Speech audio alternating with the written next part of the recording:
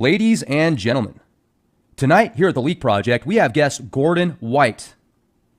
Gordon is founder of RuneSoup.com, one of the most widely read practical sorcery blogs on the internet today.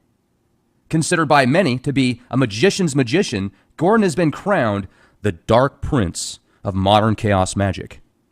Mr. White's newest work, Star.Ships, a prehistory of the spirits, is a text of the new magical renaissance. Mr. White brings his globally recognized data and demographic skills to a groundbreaking piece of truly interdisciplinary research, using mythological, linguistic, and astronomical data to reconstruct palaeolithic magical beliefs. Gordon maps them to the human journey out of Africa, explores which aspects of these beliefs and practices have survived into the Western tradition, and what the implications of those survivals may be. Tonight, minds will be blown. Gordon, it's great to have you on the show tonight with us here at the Leak Project. How are you doing? I'm fantastic. It's wonderful to be here, Rex. It's great to have you. I know it's about 6 hours later where you're at because you're in London right now. We talked for a second before the broadcast, and London, in my opinion, is definitely the epicenter of the globe. I think that everything kind of leads back to London, which some people call the new Rome. So just a great place to be. I haven't been there yet, but I do have family that has spent some time in the UK, and I know that just a lot of neat stuff's going on out there. But what I was hoping you could do for us, Gordon, is tell us about who you are and really what got you into some of these incredible realms of the occult and chaos magic, etc. Yeah, for sure. Well, I'm Australian born and raised. I have English family, so up until about the age of 20, I was living in a couple of places just north of Sydney and then Sydney itself, and then moved to New Zealand and was there for about 7 years, and then moved to the UK about 8 years ago. So that's the kind of physical journey piece. When it specifically comes to magic, well, it's kind of two lines through that, I suppose. There appears to be a sort of family component to it, although I was certainly not raised in a tradition or it was ever even really discussed down the matrilineal line. But my sort of magical journey began in an odd way. Sort of woke up very early one Saturday morning at the age of 13, aware that something had happened, some sort of dream state experience, and stole $50 from my mother's wallet and walked down the hill. We had a sort of very good independent bookshop, the likes of which you just don't find anymore, about 3-4 miles away. So I walked down to that and bought a few books and sat in a grandstand of a rugby oval that was sort of about halfway home with these books and read, and it was sort of off to the races from there. So that was the beginning, I suppose, of my interest in magic. And I don't know, maybe I'll meet a hypnotist one day and find out what their dream situation was. But from the perspective of the story in Star.Ships, which is about Paleolithic culture and where these ideas came from, and that whole giant question mark about humanity, I suppose, that came in around the same time, perhaps a little bit later.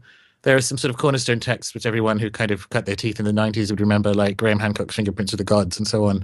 So that has always been there. I've been all over the Pacific, and I've shot an underwater documentary at Nan Madol. So there's been a lot of sort of physical components of looking at it, but the history piece has always been there, and it's always been something that I have found particularly psychologically enriching, but also probably a bit important. So yeah, that's where all that began, I guess. When you first got into the occult, you had that real cool vision or dream, and you stole $50 from your mom and you took off to the bookstore. What books did you get? I guess the first few books were the most widely available ones because I wasn't really sure where I was going. So there were a few sort of paperback Wiccan, solitary druidry type things, which made me realize that this stuff was out there. And my first few, I guess, magical rituals were based around that, and actually got some surprisingly good effects out of them, as people do the first time they start things. But you kind of quickly know when you're playing that cosmic game of "Are you my mother?" That this isn't really the road for you, and then kind of moved through. I think it was the sort of purple hardback version of Magic in Theory and Practice, and eventually, and I guess in fairly short order, because Weiser had recently reprinted them, found Peter J. Carroll's Chaos Magic books, and that was home. That was where I thought this is the stuff for me. And so ever since then, it's been voracious reading across everything. Less so with magical books these days, because after 20 years of reading them, they have to be pretty good to have the sufficient amount of context to pay for it. But once you have that sort of deep structure, you tend to derive a lot more information or value from reading history books and psychology books and so on. The thing about magic, as I'm sure you know, is like if the universe is magical, it's all magic.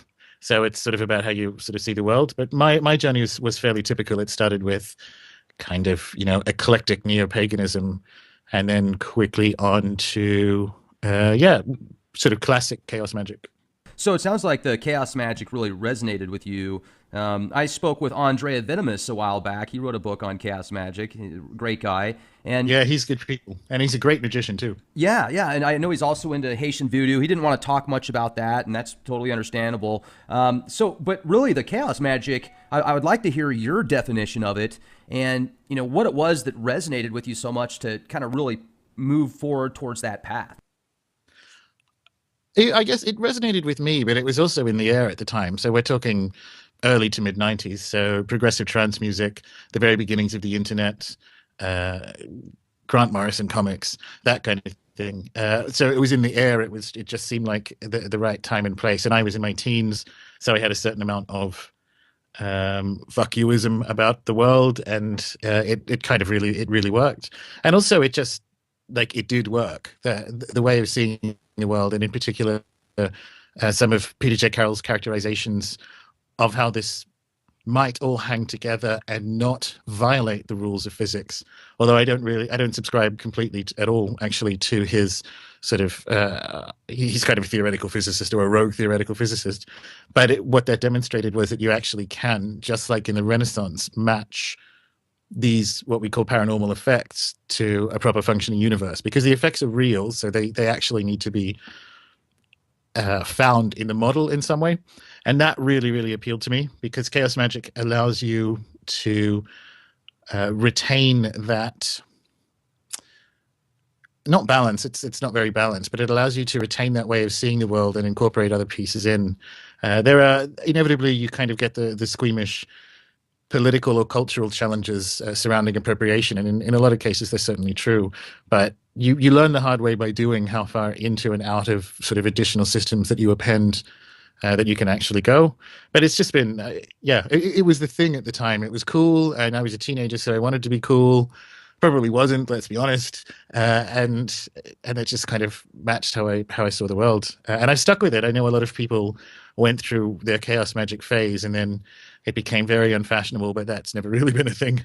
I've never really been described as fashionable, so that hasn't been an issue for me. So I kind of stuck with my shoulder pads and permed hair magic the whole way through the noughties into the 2000 teens.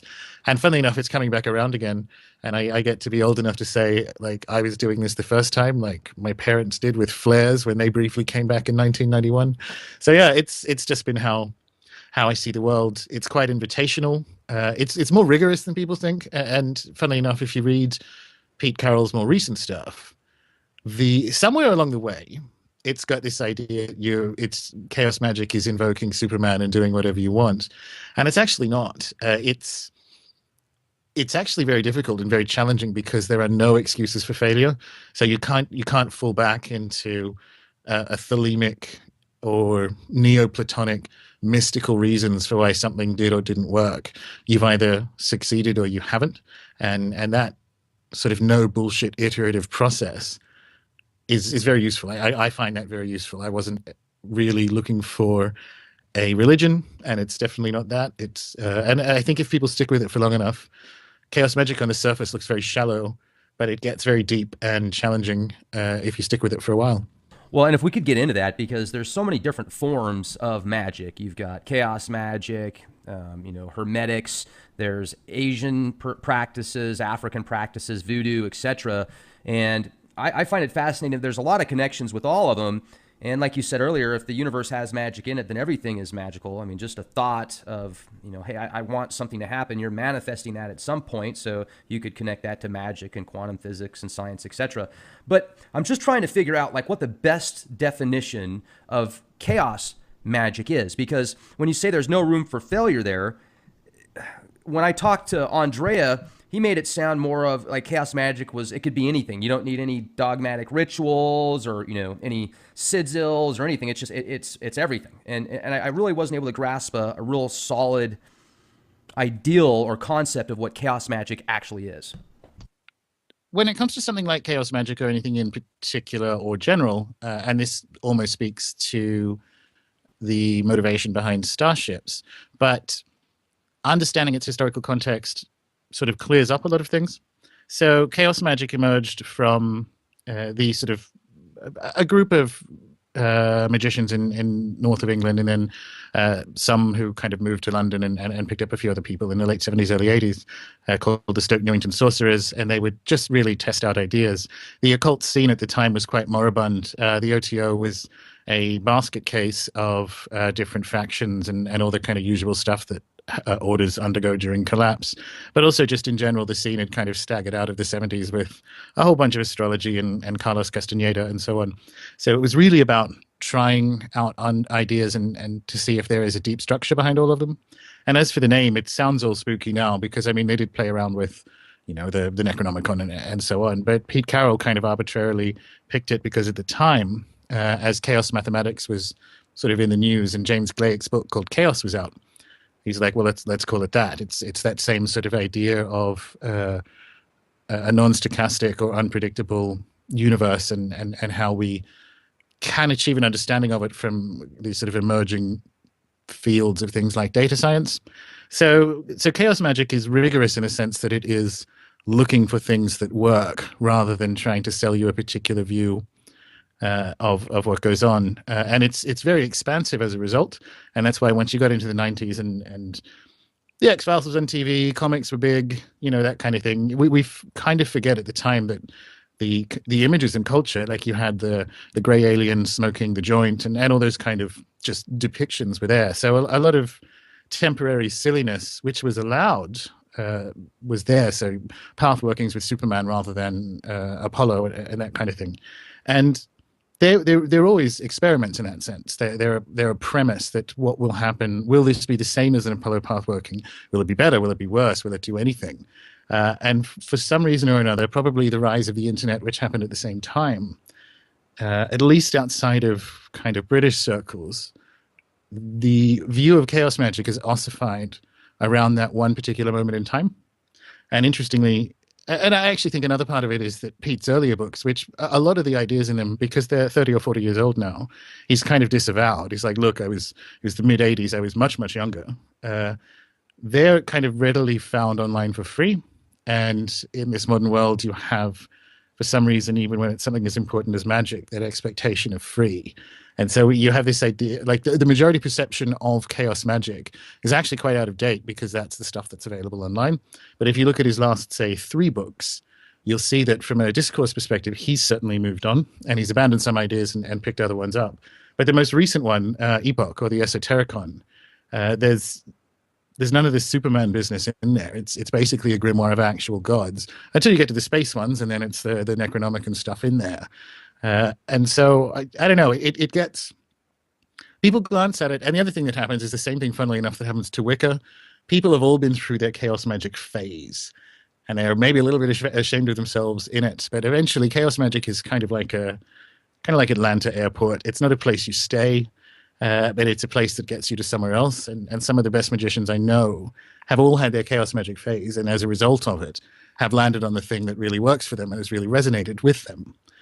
For me, the airport apparently resonates. Well, and then you're talking about the Apollo workings and the Superman. Are those specific type of exercises or rituals that you perform and it gets you to a certain mental state or spiritual status?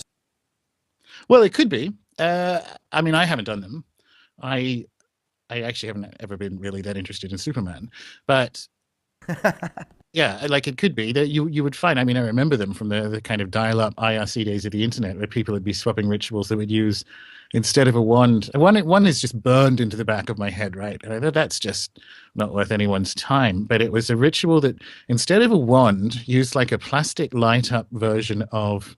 Do you remember the villain from the Aladdin movie, Jafar? Oh yeah, he had that snake staff. oh yeah. It was like one of them. Like use that, and I'm like, I'm probably not going to do that. So, by virtue of its kind of experimental structure, the sort of digital footprint of chaos magic has a lot of silliness.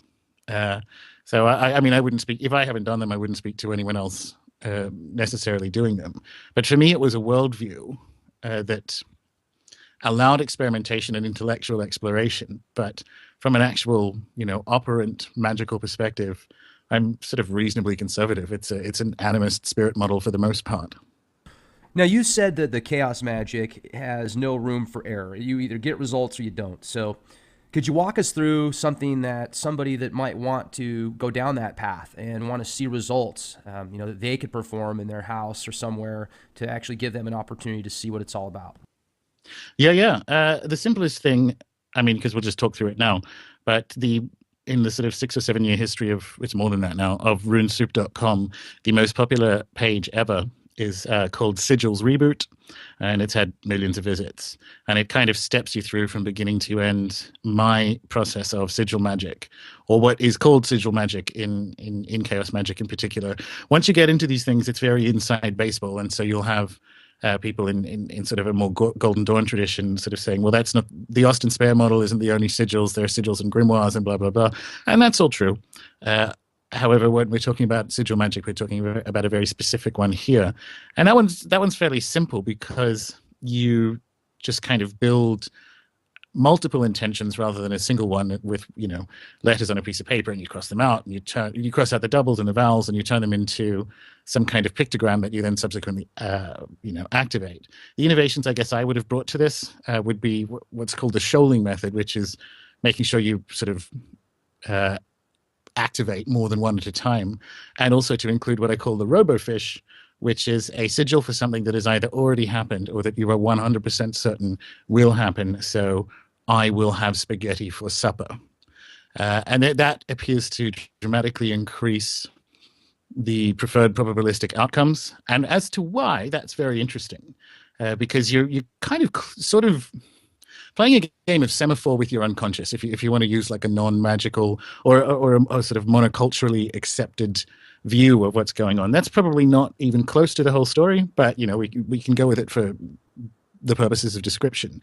So you're kind of communicating with your unconscious. That was Austin Spare, the early 20th century London artist's idea behind a lot of the stuff he did that has been absorbed and become sigil magic in chaos magic, because he had this notion that the unconscious mind doesn't understand lack, and so you give it this idea, and the trick is to get it past your conscious mind, which does, and it's where all your fears and anxieties are. It's important to remember that at the time, Europe was particularly interested in the ideas of like Jung and Freud. These are the early days of psychology, so the sort of models of the human mind were quite unsophisticated, but out of that lack of sophistication came some very interesting magical technology, for want of a better word. So I would recommend people do the sigil thing, because it's actually, I had two recommendations. If people, the thing is, magic isn't for everyone, and if you haven't found it by now, it's probably not for you. That seems to be how people are interested in it, and they'll dabble and do sigils. But there might be people listening to this who are like, this is so absolutely for me. I didn't actually realize that there were people out there who are only semi-insane who consider themselves magicians.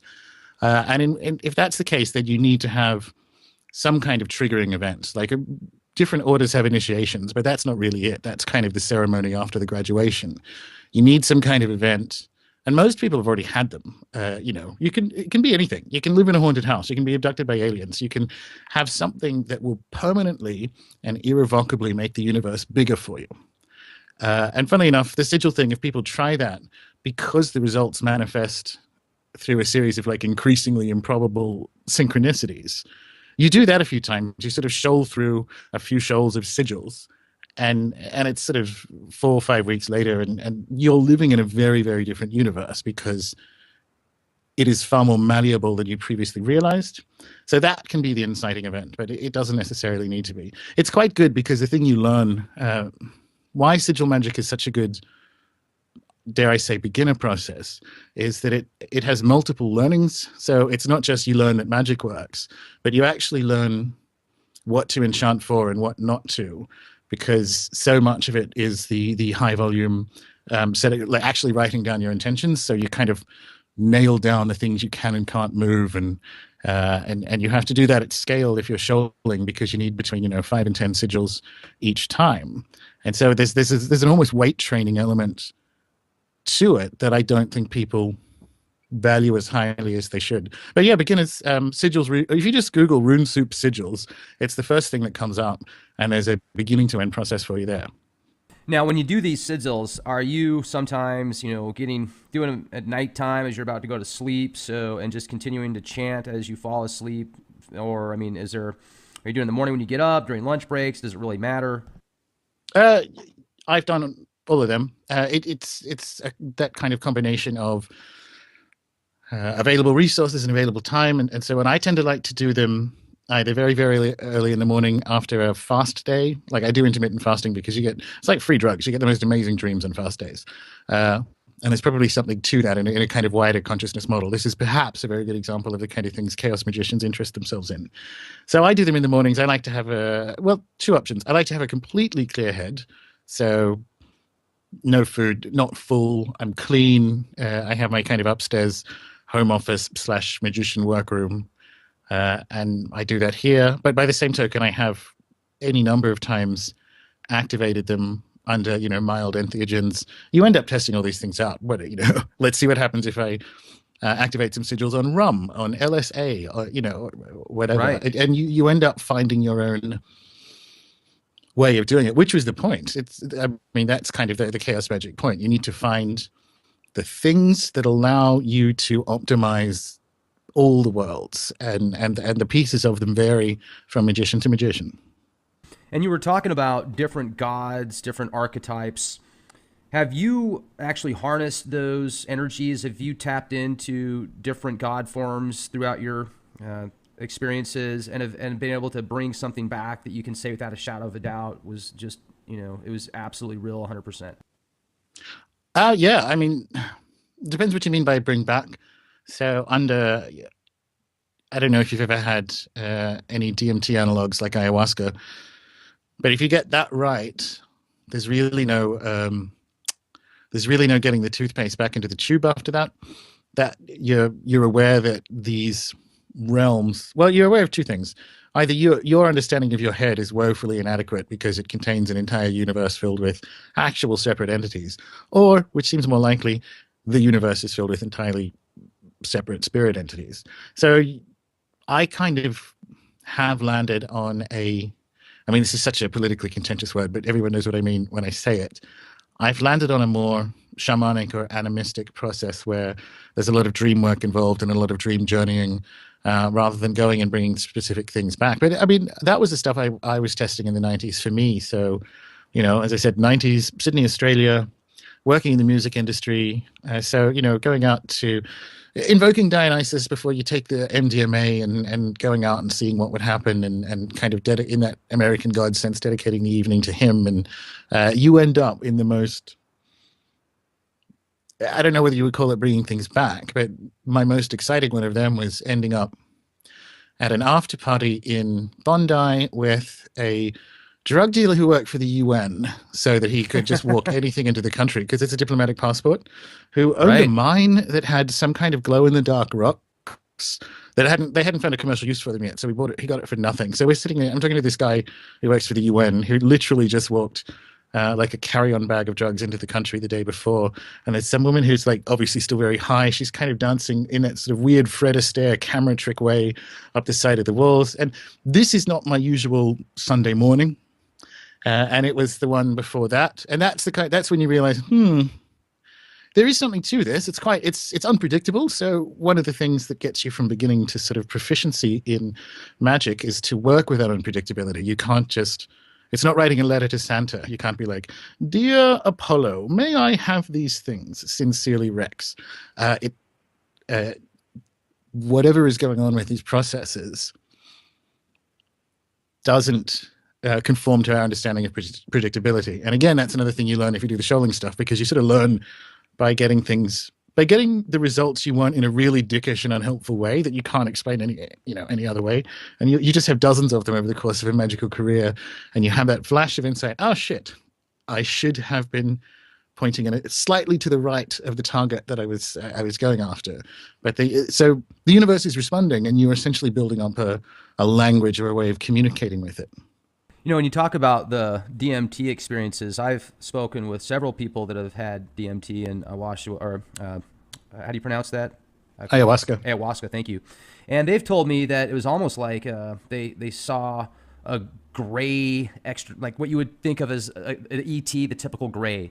And I've talked to other people that have taken salvia, which is actually legal at a lot of places here in America. I mean, you can just go to a head shop and buy it, and they have totally different experiences, but both spiritual. Now, the DMT is called the God particle for a reason, I think, because I've heard it's just a very enlightening experience. But most people that I've talked to that have done salvia say it's almost like a hellish experience where they get brought into the earth almost, but more of inside of a demonic archetype that they can't leave or do anything unless they're allowed to. So have you ever done salvia, and do you know what I'm referring to? Yeah, I have. Mine's kind of like of a similar type to that. My salvia experiences, which I know I've spoken about this on the blog a few times, and other people who regularly use it say, I have no idea what you're talking about. And I'm like, well, that's what happened to me. But I had a kind of cartoon Mayan lizardmen situation. So it was sort of a Mayan-ish cityscape, but instead of Mayans, I had kind of like lizard people. And it was intense. It was brief as well, but it was intense, and it wasn't pleasant. It was interesting, so it wasn't unpleasant.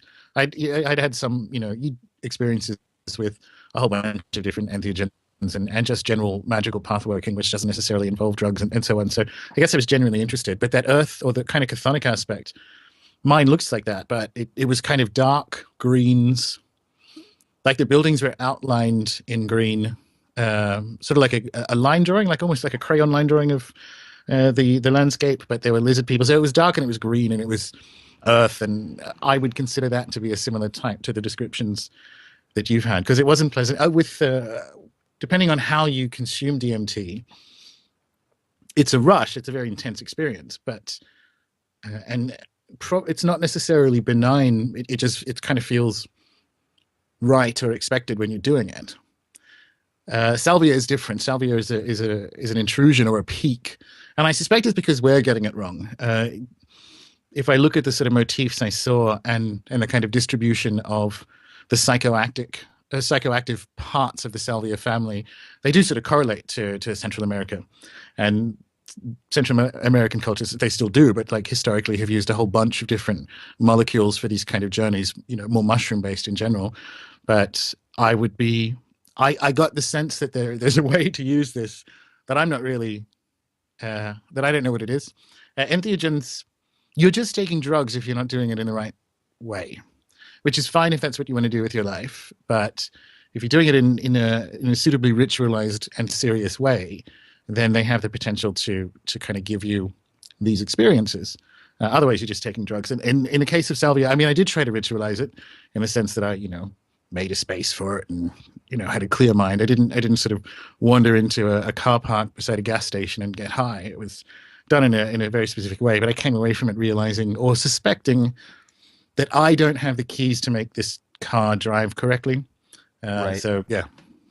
Yeah, it's fascinating. I mean, it's just certainly a completely different mindset than what you're talking about, DMT or magic mushrooms per se. And yeah, I mean, I can see why the shamans would use those specific tools that they had access to, because it certainly will stimulate different parts of your mind. I've talked to people that say it's best to get there naturally, and it probably is in the long run. But I mean, there's just it depends what you mean by naturally. I mean, mushrooms are naturally occurring. I would agree that they are absolutely. Same thing. I would agree. I have never smoked DMT. I have a bunch of friends who do, but I probably wouldn't. I don't think that's the way that's supposed to be used. I mean, I think that's the case. I don't do any of these synthetic. I don't really take that many drugs, but I don't do any of these synthetic monstrosities coming out of China now. Right. But by the same token, I think, mushroom and weed should be completely legal because, they're naturally occurring. But I agree in the sense that that's the best way to do it in the right environment. My preferred or my favorite of any of these molecules is psilocybin, because you can actually take it recreationally and have a good time. If you're used to it, don't do it, in a house full of strangers at a house party where you don't know anyone. But I've been to Amsterdam a few times, so you can recreationally, it's legal there, or at least the truffles are. And so you can consume them and it's just have a night out and it's quite fun. But by the same token, you can do them in a ritualized context. So I don't agree I don't think there's anything at all wrong, and it's ahistoric to suggest it, that you should get to these spiritual states without the use of drugs. That's a kind of internalized Victorian prudish way of seeing the world. And it's ahistorical, because if you go and ask an Amazonian shaman to do his or her job without ayahuasca, and they won't. You can't. Like it's. I think Terence McKenna said it's like asking a pilot to not have a plane. Like they're not a shaman Right. if they don't have the plane. So I think a lot of that comes from people who are probably trying to sell a yoga weekend or something. But it's ahistorical. Again, this comes back to magic is not for everyone. I've never met a shaman who has chosen shamanism. It's been the spirits choosing them, and I'm glad they haven't chosen. Like it's not a pleasant life. So yeah, I'm not. Are you a shaman? Maybe. God no. Thank God. Honestly, the ones that I've met, it's not something you're chosen for a healing role, and not in a nice way, not in a like, oh, it's a spa weekend way. You're chosen to heal very damaged people of very profound things. And if you look back over the historical record, these are the ones. Let's be clear. Regular consumption of, some of these chemicals, which are partially poisonous, because that's what the molecules in the plants were for, as defense in many cases anyway. So if your job is to sort of take a small amount of poison every day for the good of a tribe, you're not going to live very long. You're going to have a sore stomach your entire life. But that's the job. Like, you don't get a choice in it. Well, that makes sense too. I mean, there's probably ways to tap into some of the abilities that shamans have with practices and exercises, but a true shaman, like you said, is chosen via spirits because of the way that they were created before birth or whatever. So that's an incredible way to look at it, and I'm really glad that you kind of went down that route. I appreciate that. One of the things too that I was hoping we could talk about, because you certainly have a really cool lineage, and just your life has been incredible. I'm reading from Scarlet Imprint, that's your publisher, great publishing company, and in their bio of you it says, Gordon is no basement mage. He is a success in many spheres, working for some of the world's largest digital and social media companies in a life that few experience. He's partied with princes, dined in castles, been mentioned by former directors of a private spy agency, and had a billionaire knight buy him a bottle of champagne. So that's awesome, man. And I'm thinking to myself, okay, is this billionaire someone like Richard Branson? Or it was Richard Branson. Oh, it was? Yeah. Bingo. Remember? Yeah, I used to work for Virgin Music. So it was Richard Branson. It just sounds better when you say billionaire knight. Oh yeah, that's perfect, man. That was a cool guess there. So now, can I ask about the private spy guy, the spook? Not really. It's so I've had the last 8 years. I've been in career in sort of startup and media across Europe, which has meant that I've been accidentally useful to some like really rich and odd people on Europe and in the UK. And one of the guys one of the people involved several startups back. So my sort of boss's boss, who I got quite friendly with, he's had jobs where you've sort of had to resell old military technology. I mean, it happened in the US, police departments are buying tanks and stuff that are sort of military surplus. Oh yeah, it's retarded. From a government perspective, there's a lot of communications technology that's now no longer strategically useful. So it's sort of the stuff that Q Branch no longer wants if you watch James Bond films. Oh yeah. And some of them, and this is in the early 90s, some of them, the stuff that I know from previous episodes of your show, Rex, it's a direction I'm prepared to go in. But I've met people like this. So these the stuff that this guy was working on in the early 90s was selling things that are sort of radar dishes that can sort of see through walls, like handheld radar dishes, which we know now are things that can happen. It's sort of like a much more sensitive heat sensor, but it's essentially an X-ray vision gun, right? But that's for sale because they no longer need it 25 years ago in Britain. So let's wind the clock forward to 2016 and go to a country with a military budget that is literally 10 to 15 times the UK's. And so if the UK didn't need that 25 years ago, what kind of toys are we talking about? So we would chat about that. It was the people at that level were fascinating because I think a lot of the shortcomings of conspiratainment analysis is the people involved very often don't have much experience being around powerful people. So I remember there was a reunion of the startup I was working for. It was a perfectly innocuous thing. It was a sort of like a German version of Yelp, Okay. So it wasn't anything. It wasn't tricksy, or it was just like a social media business. It was fantastic. It was probably the best job I ever had. But we had some catch up drinks, and I think it was a day or two after the Boston bombings.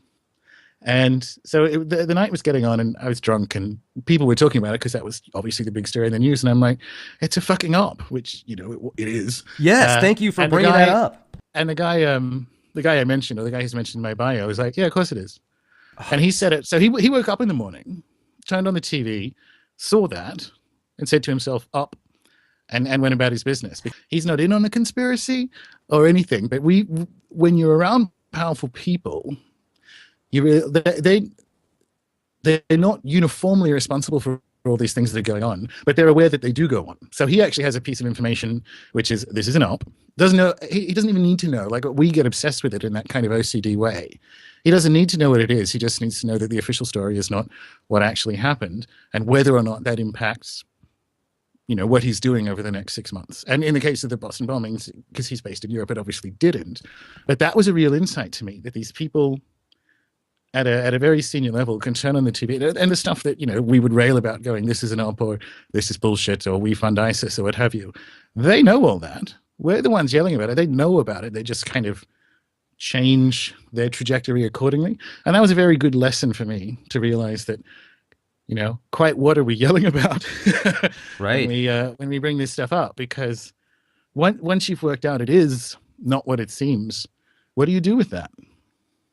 Yeah, I mean, that's a good point too. And I like how you say it's just the way it is. He can see it right away. I'm sure you can as well when you turn on the TV, and if you see a false flag operation that takes place, the way that the media spins it, it's real easy to spot out. When that Boston Marathon smoke bombing session took place, there was so much evidence to prove it was a staged event. And then when CNN goes on and says that 100 and something people had their legs blown off during the Boston smoke bombings, it almost makes you want to vomit, because people actually believe that kind of stuff. And then people want to go out and, make it illegal to buy a crock pot because that's supposedly how they did it. Yeah. I mean, it's just like, wake up. It's just but unbelievable. I think, so for me, what was interesting was, like, this guy I'm talking about, he's not going to visit conspiracy sites and work out who said what. He probably, I wouldn't even go so far as to say false flag. You can actually just look at it and go, is this real, or is this an op? Like, and beyond op, you have your sort of best guesses as to, well, is this a classic false flag? Is it these people? Is it? My read of the Boston bombing situation is that it was some assets gone rogue. So I wouldn't even use the false flag there. But he doesn't care, and that was the bit that fascinated me. It's like, he turned on the TV, and it's like, this is the news. Is it real or is it not? He went with a not, and kind of went about his life as a result. And I've kind of internalized that. I find this stuff interesting and very useful from the point of view of life forecasting. So we know certain things have been trial ballooned, like banning of physical money and all that kind of stuff that's kind of coming down the pipe in the next few years. That's very important information to dig deep on, because that's going to affect you. That's going to affect everyone. So that was like an eye-opener for me, that someone who's worked not in like a proper sort of, not for MI6 or anything like that. It's just that he'd been on the edge of this world for long enough to know that this is the kind of shenanigans they get up to. So he turns on the TV, and is it shenanigans or not? Makes the call and goes on with his life. And that really stuck with me. Right. And you look at people around the world, and everybody has a different childhood and the way that they're raised, politics, media, school, etc. So their lifestyle is completely different on the other side of the world. So, when there's the media spins Americans as just these gun-toting, SUV driving, Coors Light, beer drinking, cowboy hat wearing, gunslingers, and really that's not the case. There's a lot of people out here that are like that, but there's some very well-educated individuals, and I think that the problem is, even if all of the guns were taken out of people's hands, the citizens' hands, there's so much on the black market that there would be a lot more people that were actually robbed and killed because of the black market guns, because it's not the people that have the legal right to own them. But, I know that the UK, it's very difficult to have a gun out there, even if you are a police officer. And, there's not as many shootings, but there's a lot more stabbings and other ways to kill people. Yeah, I don't have a problem with guns. I'm definitely not in that kind of leftist gun confiscating camp, and mostly because I get very suspicious when it's the trial balloon thing, when you start to see the reasons if these events were real, so if Sandy Hook was as it seemed, you could make the case that you'd have to potentially look at, well, what is our like gun law situation, because this has just happened. But when two things happen, which is it Sandy Hook is not at all what it seems, and you have these kind of globalist mouthpieces calling for gun control, and when those two things happen at the one time, that's an example of, okay, so now we need to pick up areas and listen to maybe what's going on here, because you now have two pieces of something and you don't have the other pieces, and you need to be suspicious. But in general, I'm fairly left libertarian about the whole thing. Um, Private gun ownership to, I don't know, protect your marijuana stash from some recently married gays. Like, it's all fine, it's all good. That tends to be where I land on it. Yeah. And that's the whole other subject and everything. But so the people that you've met in your life, I mean, you've seen some amazing things and been to some amazing places. And that's what's, I think, helped you put together this incredible book that has just so much data from around the world that you've compiled. And, I'd like to get into that in a minute here, because just it's fascinating. But let's go back to some of the magic here and the abilities that one might have that has been able to harness some of the energies and such. Like a typical day for you, Gordon, when you wake up, get ready for the day and stuff like that, do you set aside a certain amount of time each day to perform certain mental exercises and visualization exercises or whatever to manifest your reality? Rex, I would love to say yes. Most magicians out there kind of fall into two camps. There's the ones who lie about doing something on a daily basis, and then there are the people who don't lie about doing something on a daily basis. So the short answer is yes. The long answer is not always. There are moments you'd be surprised. I commute via bus into central London, and I get up way early because it's just how I'm wired. So I have these very nice, it's almost like a pageant trip into town, because you go through Notting Hill, past Kensington Palace, along the top of Hyde Park, Oxford Street, you turn right onto Regent Street and down into Piccadilly Circus, and you get off there. Like, you could charge tourists £40 for this commute. And so I can sit up on the top level of the red London buses and either use a Headspace app or kind of a shamanic drumming app. They have terrible names, but the one I use is called Shaman Magic. And it's quite good because you can set the different beats per minute and the background sounds from like rainwater or what have you. And you can kind of use this as white noise and either do it as breathing exercises or whatever kind of energy body exercises you're doing. And you're otherwise just going to fill that space with nothing. So that one happens fairly often. If it's a work from home day, there's it's generally a bit more involved, but frankly, not a lot. I mean, I don't use the phone in that case because I'm in here with my own supplies, and so I've got incense and all that kind of thing. And I would love to say it happens on a daily basis. It doesn't, but it should. When you're talking about kind of 20 years in, you end up with kind of like your own X-Men team.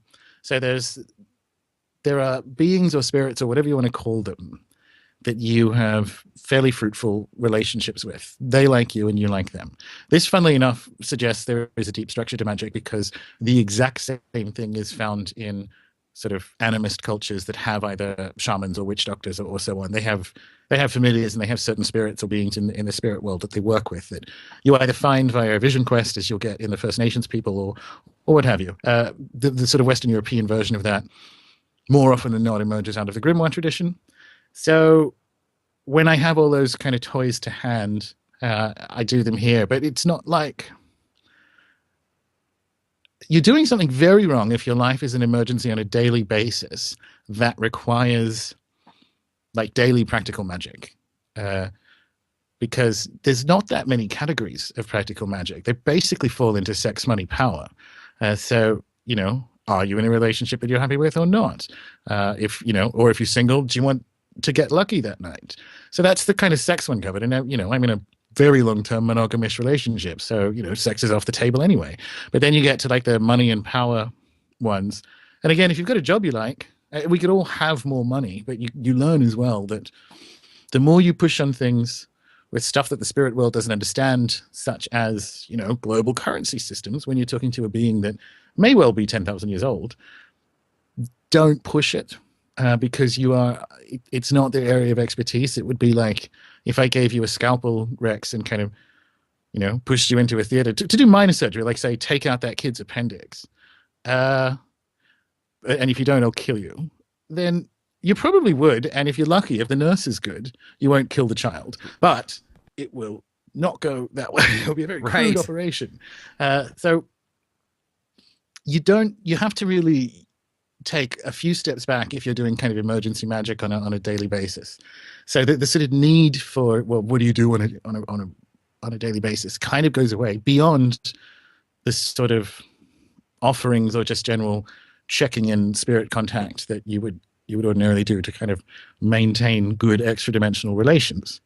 So, and even that is often not on a daily basis. There are, looking back through the books, depending on what your own X-Men team looks like, it seems to me quite important that the ones that land on a specific day, because each day of the week has, a planet associated with it, and the planets do tend to clump together certain classes of spirits and that kind of thing. So as long as if it's Astaroth, as long as you're kind of checking in on a Friday, that's quite good as a maintenance thing. But yeah, no, it's the thing about, and it's kind of 120 years of bad press, maybe 500 years of bad press, this idea that practical magic is some kind of wisdom tradition. It's not. It's not the goal of it.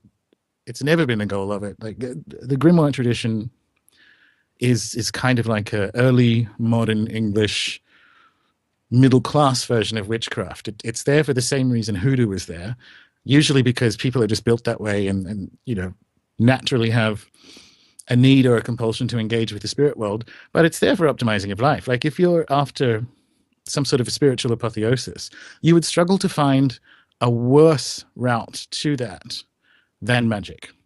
Literally anything else. Just meditate for 20 minutes a day for a couple of years, and you will be so far ahead in this goal than even quite proficient magicians, because it's not really what it's about. I know that's unpopular amongst people who are in different orders, because they've kind of built themselves this sort of fake Masonic version where they give each other certificates as they move up the ranks. But historically, it's never been that. That's not what we find in the archaeological record. Shamanism wasn't a wisdom tradition. It was a triage medical function. And it's the same thing if you look at witch doctors or hoodoo women or actual witches in the early medieval period, or early modern period rather. It's not that. It's curing cattle of ringworm and finding a woman stupid enough to marry your feckless son. Like it's that kind of day to day. It's a deepened engagement with the physical world rather than a quest for the non-physical, if that makes sense. It does. And another thing that, in my opinion, has given magic or the occult a really bad rap is the Abrahamic religions, the Bible. I mean, it's just, and not even necessarily the Bible, but just pastors and preachers and people that are, I guess you could say, uneducated. They really push to their congregation that if you practice any form of magic, then you're a part of the Antichrist and you're going to spend an eternity in hell burning, and it's just, it's really unfortunate. And I wonder if maybe that was done by design, if religion is a form of control to keep the masses docile so that select people that are awake and do know the abilities that they have can, kind of be godlike in a sense. Yeah, potentially. When that happens, it's a localized effect. So you sort of get that. You obviously get that with the rise of Catholicism, but you got that with the sort of politics of occupied Judea as well. So you had certain local noble families or families associated with the temple doing things that to be in power requires control of information. And so you certainly get localized effects of that the whole way through. For instance, for basically up until James I, people didn't massively care about witchcraft in Britain or even sort of Western Europe or the Iberian Peninsula. It was kind of looked down upon as a peasant activity, but people needed it. Like there was no one else to go to when your kid was sick or your chicken stopped laying or what have you. It fulfilled a sociological function. But James I, who was James IV of Scotland, he became king of the United Kingdom when Elizabeth I died. But he grew up in Scotland and was raised by women who fed him all these stories about like Scottish ghost stories. So he was scared of witchcraft and magic. And then when he was heading across to Denmark to pick up his wife or future wife, they had to turn back because there was a storm, and they had to turn back once they got the wife, I think twice back to Denmark. And somebody told him that it was like witches trying to prevent marriage. So he comes into London. He's the first monarch, first and only monarch to ever write like a book on demonology. He's like, all right, so here's what they do. Here's what you need to watch out for. And it was, by then, witchcraft or the old religion got mixed up with all the remaining Catholics up in that sort of in the hinterlands of a country that had only recently become Protestant and was terrified of Catholic Europe. So you have, it is a different conversation each time, but the shape of the dialectic is the same, which is the powerful are controlling a vision of the less powerful. And it changes how that goes along. Like the hellfire stuff doesn't happen in Europe, but that kind of ecstatic version of Christianity is a singular American phenomenon that doesn't really match how Christianity in the East or Western churches works. This idea that you kind of publicly declare Jesus your Lord and Savior, and then any old moron can hang out their shingle, that's American. Like you can't do that in Eastern Orthodox or Catholic or even Anglican tradition. The rituals of the church are built by people who understood the typology of the Old Testament and read the church fathers, and the pieces that are in it are there for very specific magical ritual reasons, which is all kind of discarded in that idea that in the very American cultural sense of some kind of saying something loud in public and then forever expressing your opinion. But unfortunately, that's done a lot of damage to the cultural piece. But by the same token, I don't care. Like, it's not for everyone. I don't care what people think. Most people who are quite good at it don't, nor do they publicly advertise it, because it's never been. Practical magic is not a viable universal worldview, and that's what I mean by I don't think if you haven't found it yet, if a person hasn't really found it yet, and they're not listening to this in a state of like constant tingling, like holy shit, this is real, then dabble all you want. It's your consciousness, but it tends to find you, and magicians can kind of recognize the real in that sense, and all the nonsense elsewhere. People, saying that Dick Cheney's a Thelemite and all this is just crap. But you won't ever convince people on the internet's mind about anything anyway, and certainly not something like that, which isn't to say there isn't ritual components to 9/11, but that I'm telling you Dick Cheney is not a fucking Thelemite. And it's that a lot of this analysis is undertaken by people without a kind of lived experience of how magic works and how ritual magic and public acts of it would work. So yeah, it's the game. It's always been the game. Peter Carroll of Scarlet Imprint says you find the witch at the end of the pointed finger. And that's a very good definition, I think, of witchcraft. It's not some kind of earth goddess survival, because it's not that in other cultures. It was never that in Europe. But around the world, you find the witch at the end of the pointed finger. It's the magic that is not condoned by the power structure. Well, and Thelmites, I mean, the Book of Thelema by Aleister Crowley isn't the main overall principle of somebody that considers himself a Thelmite. Do what thou wilt is the whole of the law. Love is the law. Love under will. Yeah, that's kind of what he boiled down the experience that he had in Egypt into kind of, his, let's try to make this as simple as possible. He did that a few ways because, funnily enough, it never seemed to take off. He had these spirits telling him he was a prophet of the new eon, and yet he's still, I mean, I'm fascinated by Aleister Crowley. I think he's a really interesting, and he was an intelligent guy.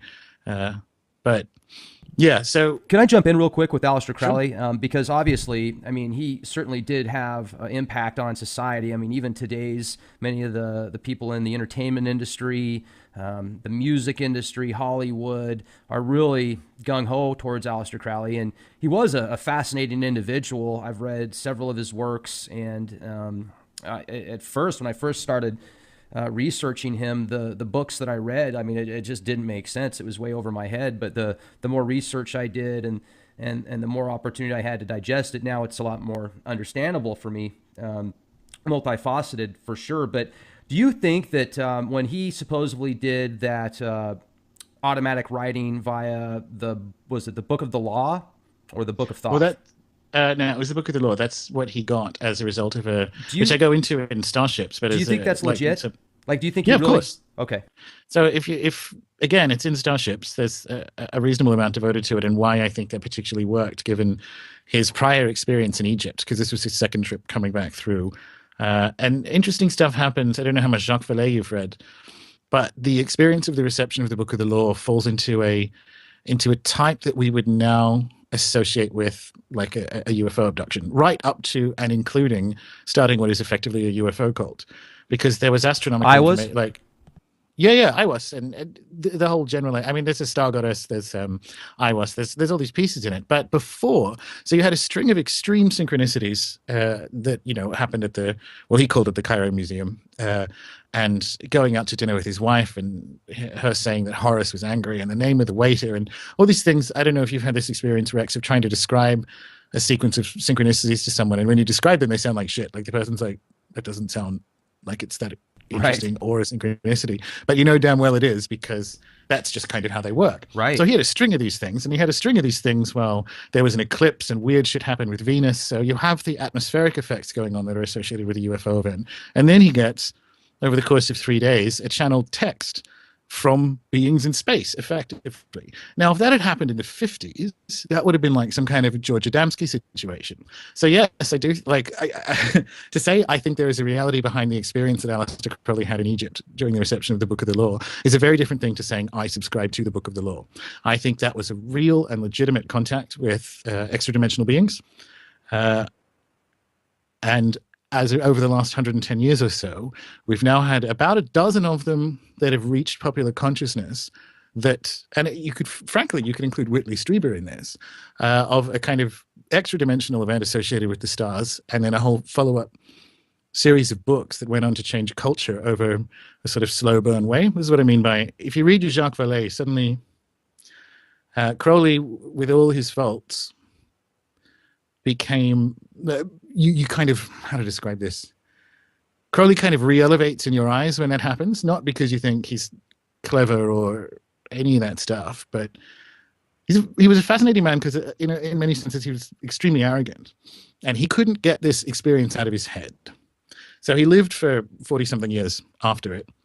And if you look at what happened prior to, he kind of tiptoes, or really more tears through a whole bunch of different magical systems. He does Enochian, he does Kabbalah, like tears through the Golden Dawn curriculum and the Goetia and all this kind of thing, and then kind of gets over it.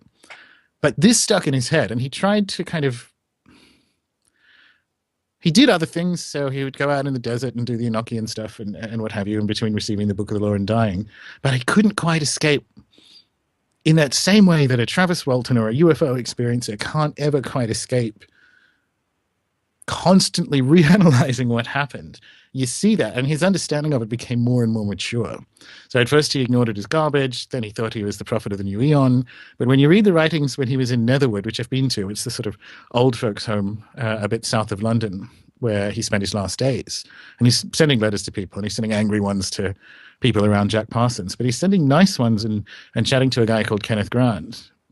And he'd sort of mellowed and realized that whilst the experience was real, the key takeaway is that these beings are real. So there are extra-dimensional beings that are associated with the stars that are here to teach mankind or to elevate mankind in some way, and that it's essential to our progress as a species that we engage with that. And that's where he landed. So everyone says that you can, because he wrote prolifically for decades. So on the kind of more lurid corners of the conspiratainment world, you will find him saying something about the Jews or black people or whatever, and he certainly wrote them down.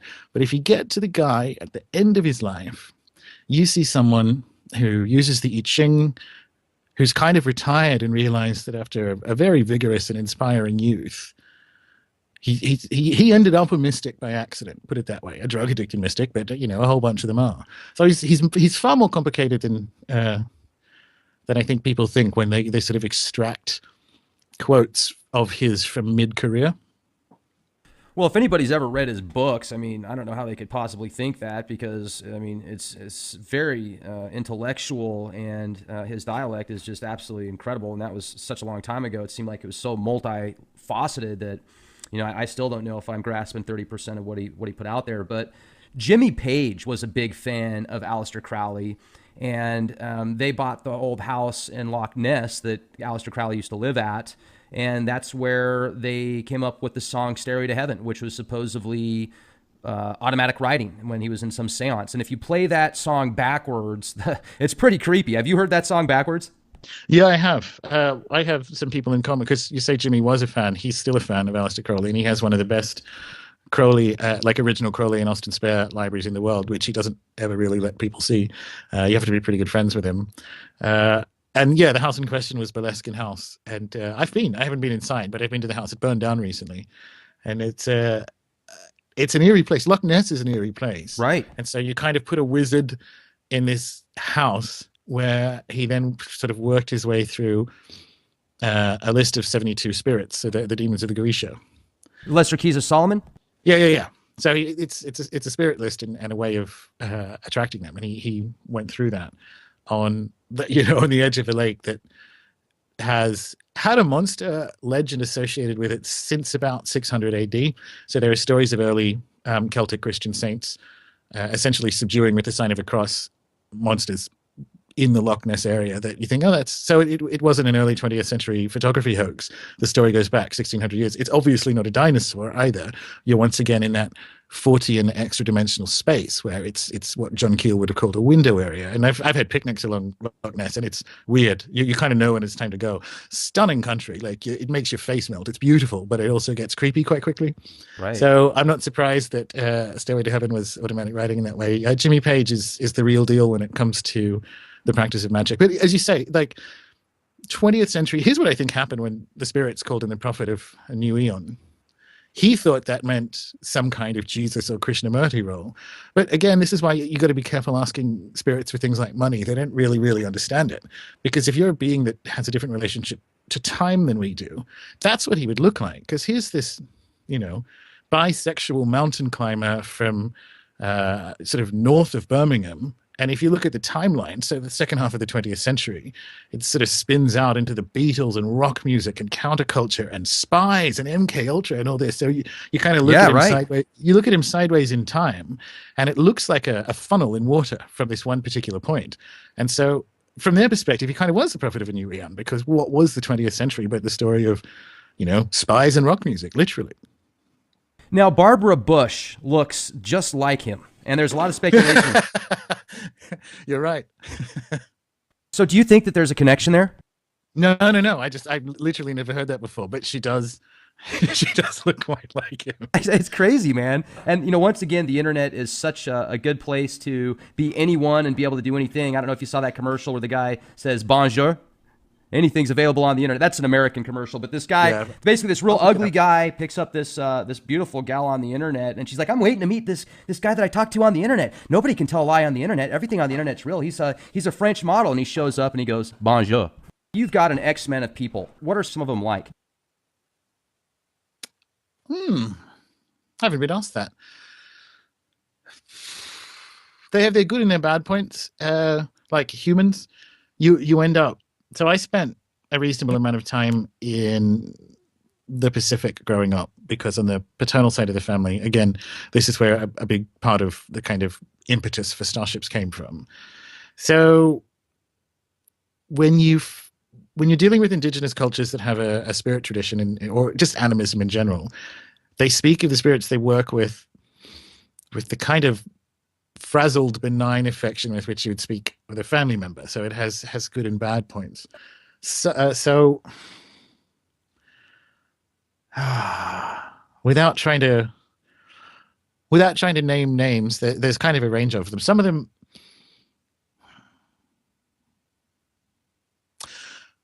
okay, I'll break it down this way. Spirits from the kind of Solomonic or Goetic grimoire line have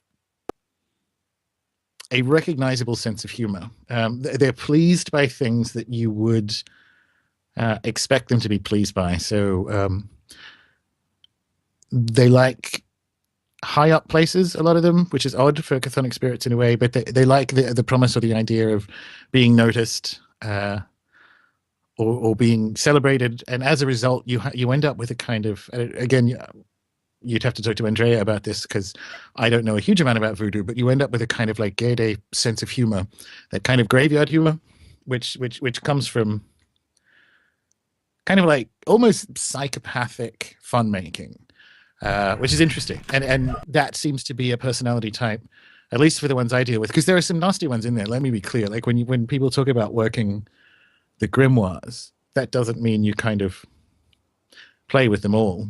Some of them are nasty. Some of them are just not for me. Perhaps they think the same thing about me. I don't know. So that's interesting. You can kind of tell by a sort of mouthfeel personality component and a sort of lack of understanding. Did you watch the Buffy spin-off show Angel? I saw a part of an episode, yes.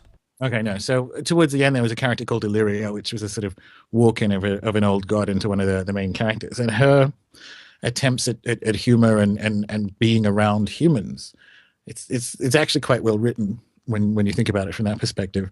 The saints I work with are a bit different because they're atypical, I guess. They're not like,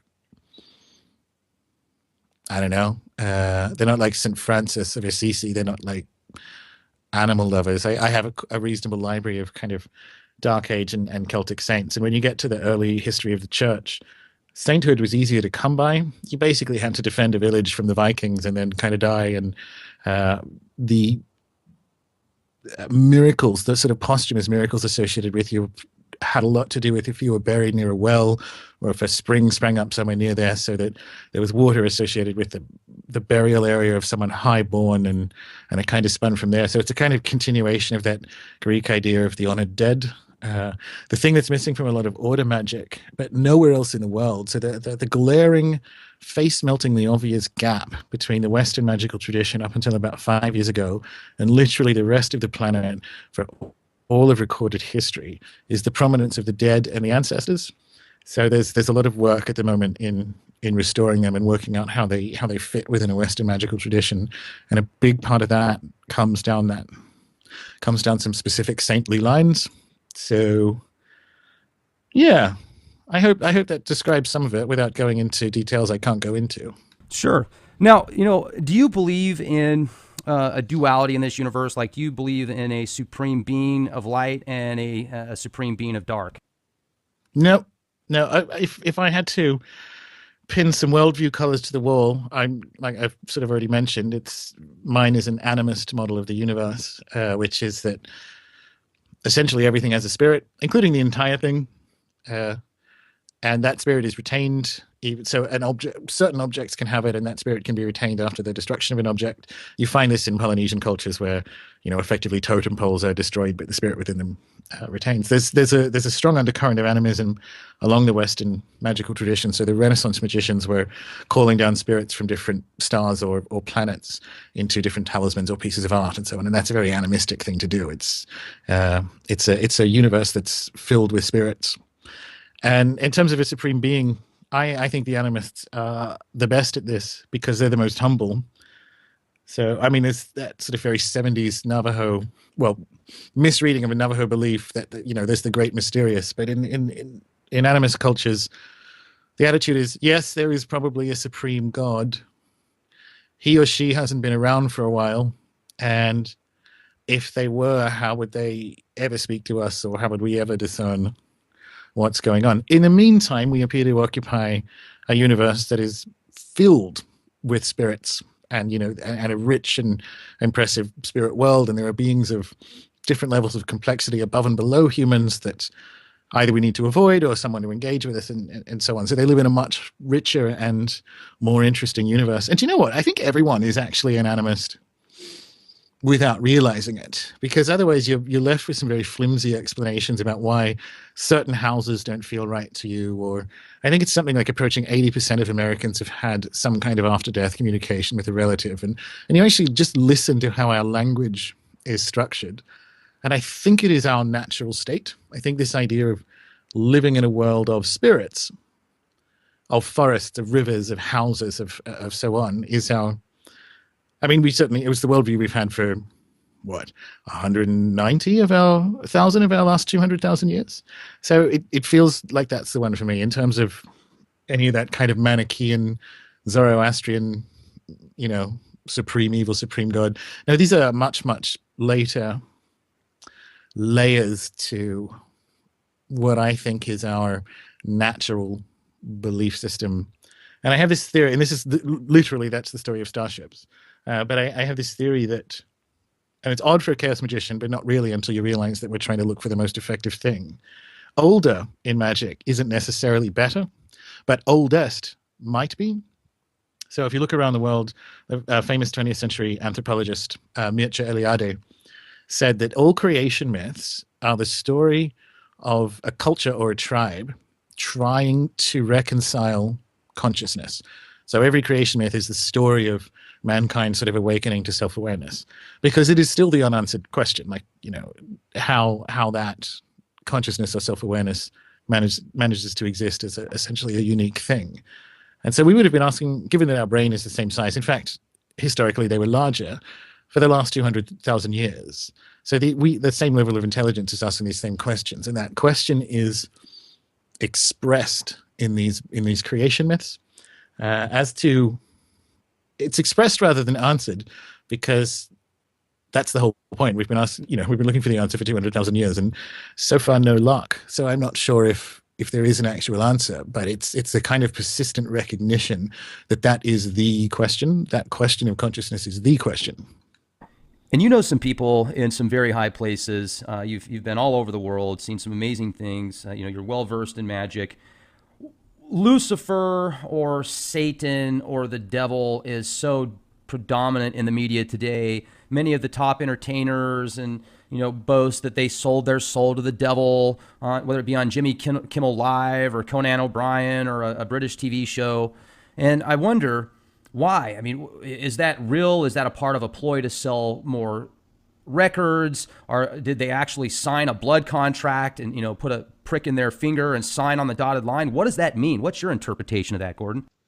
Well, they may well have. So there are a couple of jazz musicians at the beginning of jazz. I think Robert Johnson, the main one, who openly admitted that, who said he kind of wasn't a very good guitar player, and he went to the Crossroads 3 nights in a row and just played the guitar. And the third night, a large, sort of like literally a man in black, came up and sat next to him and tuned his guitar and walked off. And then he died 9 years or 11 years later. But when he was alive, he was the most remarkable guitarist. The thing is, he was black, obviously. This is before he moved to Chicago. We're talking in the South.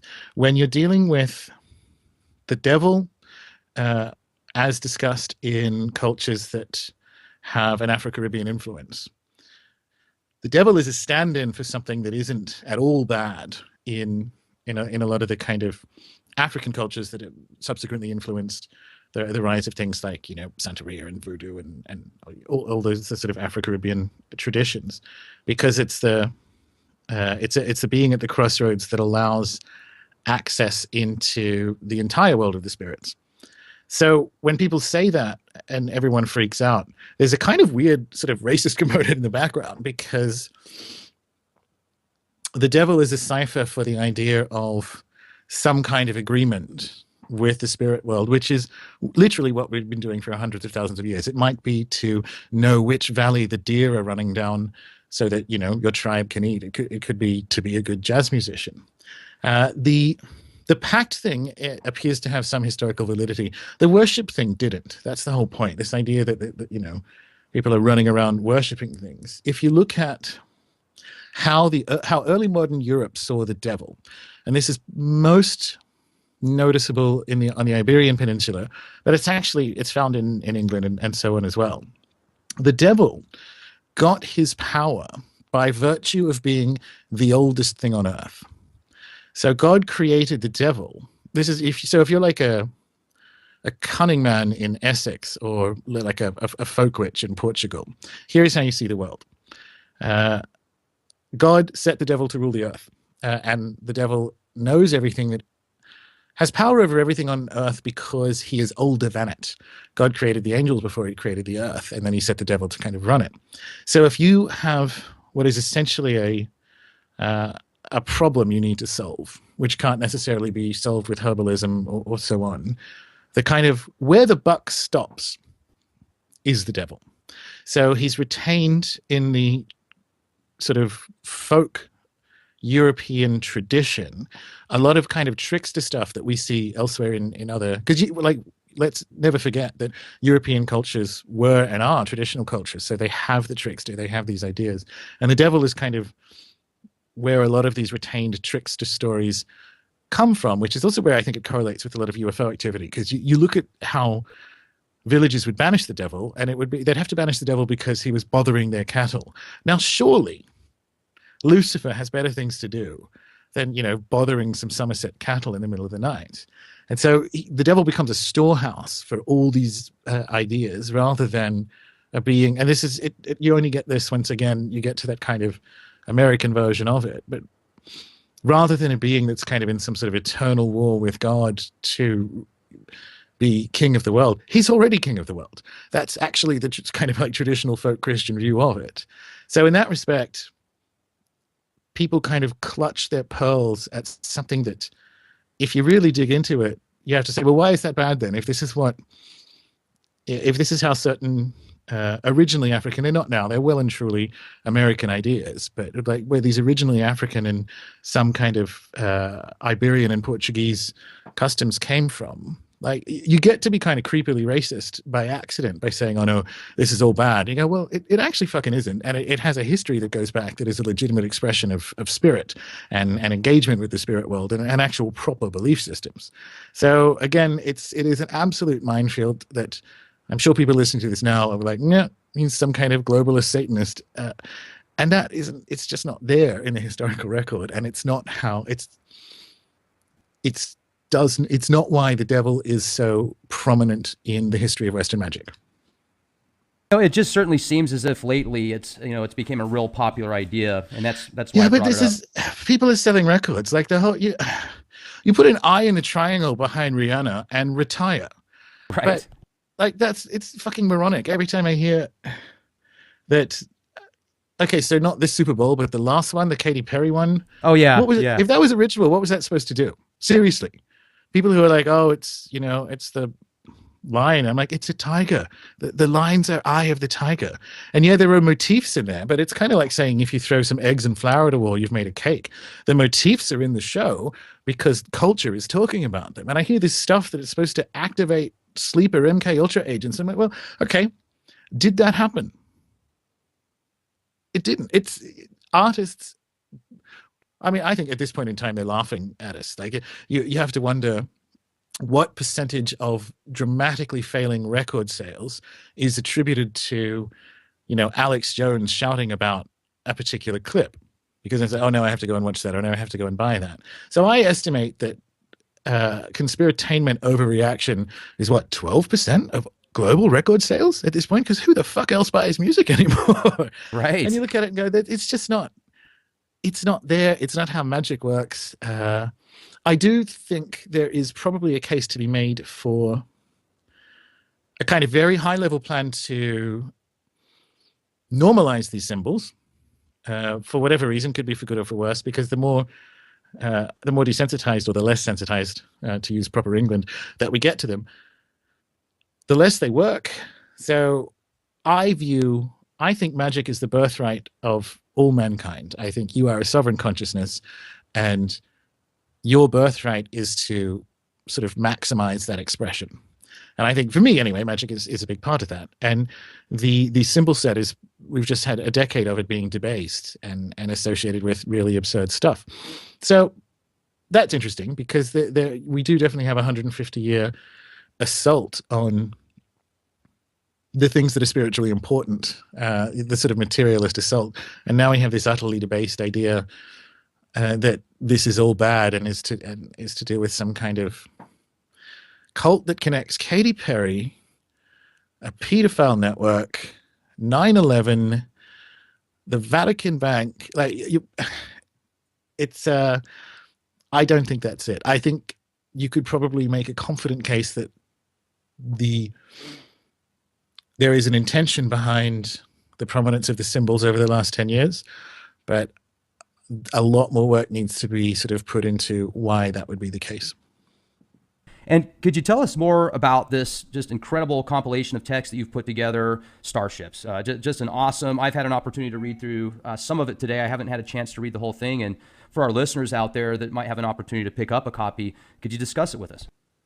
Yeah, sure. So it's called Star.Ships, A Prehistory of the Spirits, because a number of things have kind of happened in the archaeological and scientific world over the last 25 years that I think have tremendous implications for the story we tell ourselves about mankind and our journey and our relationship to the universe. And one of the, I would say, sort of unexpected manifestations of this is the kind of literal ancient aliens belief. Because if you look at where that came from, it came from sort of looking at the official version of history and going, well, this isn't correct, to say the least. But if you're operating in a materialist paradigm, that means you end up having to explain, because you don't have a spirit world or a kind of consciousness technology to deal with, you end up having to explain what I think is a far more complicated extra-dimensional story with physical aliens, for which there's not a huge amount of effort. There's actually zero evidence for them being the originators of, say, religion or spirit on Earth. And that idea has kind of emerged out of the side effect of us thinking recorded civilization began 3,500 years ago. It didn't. The story is much, much deeper. And so Star.Ships is a layering of genetic research and geological and linguistic research, and the kind of findings of a remarkable man called Dr. Witzel, who is a Harvard Indologist, who's kind of done a family tree of mythology.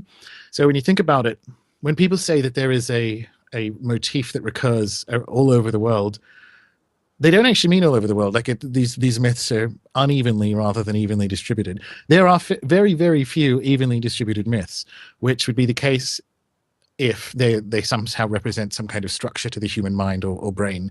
So the idea that the sun is male and the moon is female, you would think that would be more or less universal. It's not. In fact, by volume, the majority of cultures consider the moon male.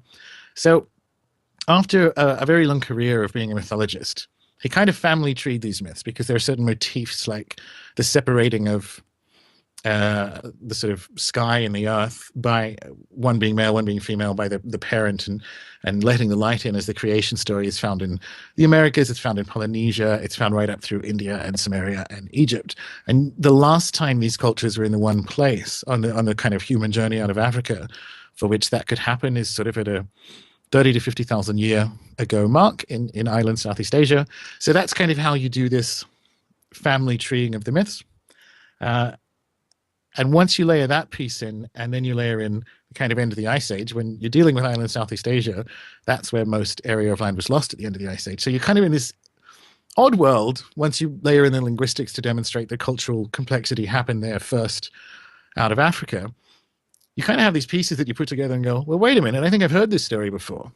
I think I've heard this story of kind of a complex culture and a sunken continent, and then people kind of spreading out and the kind of building of additional complexity in the story of the flood and the stars showing up in very similar ways elsewhere.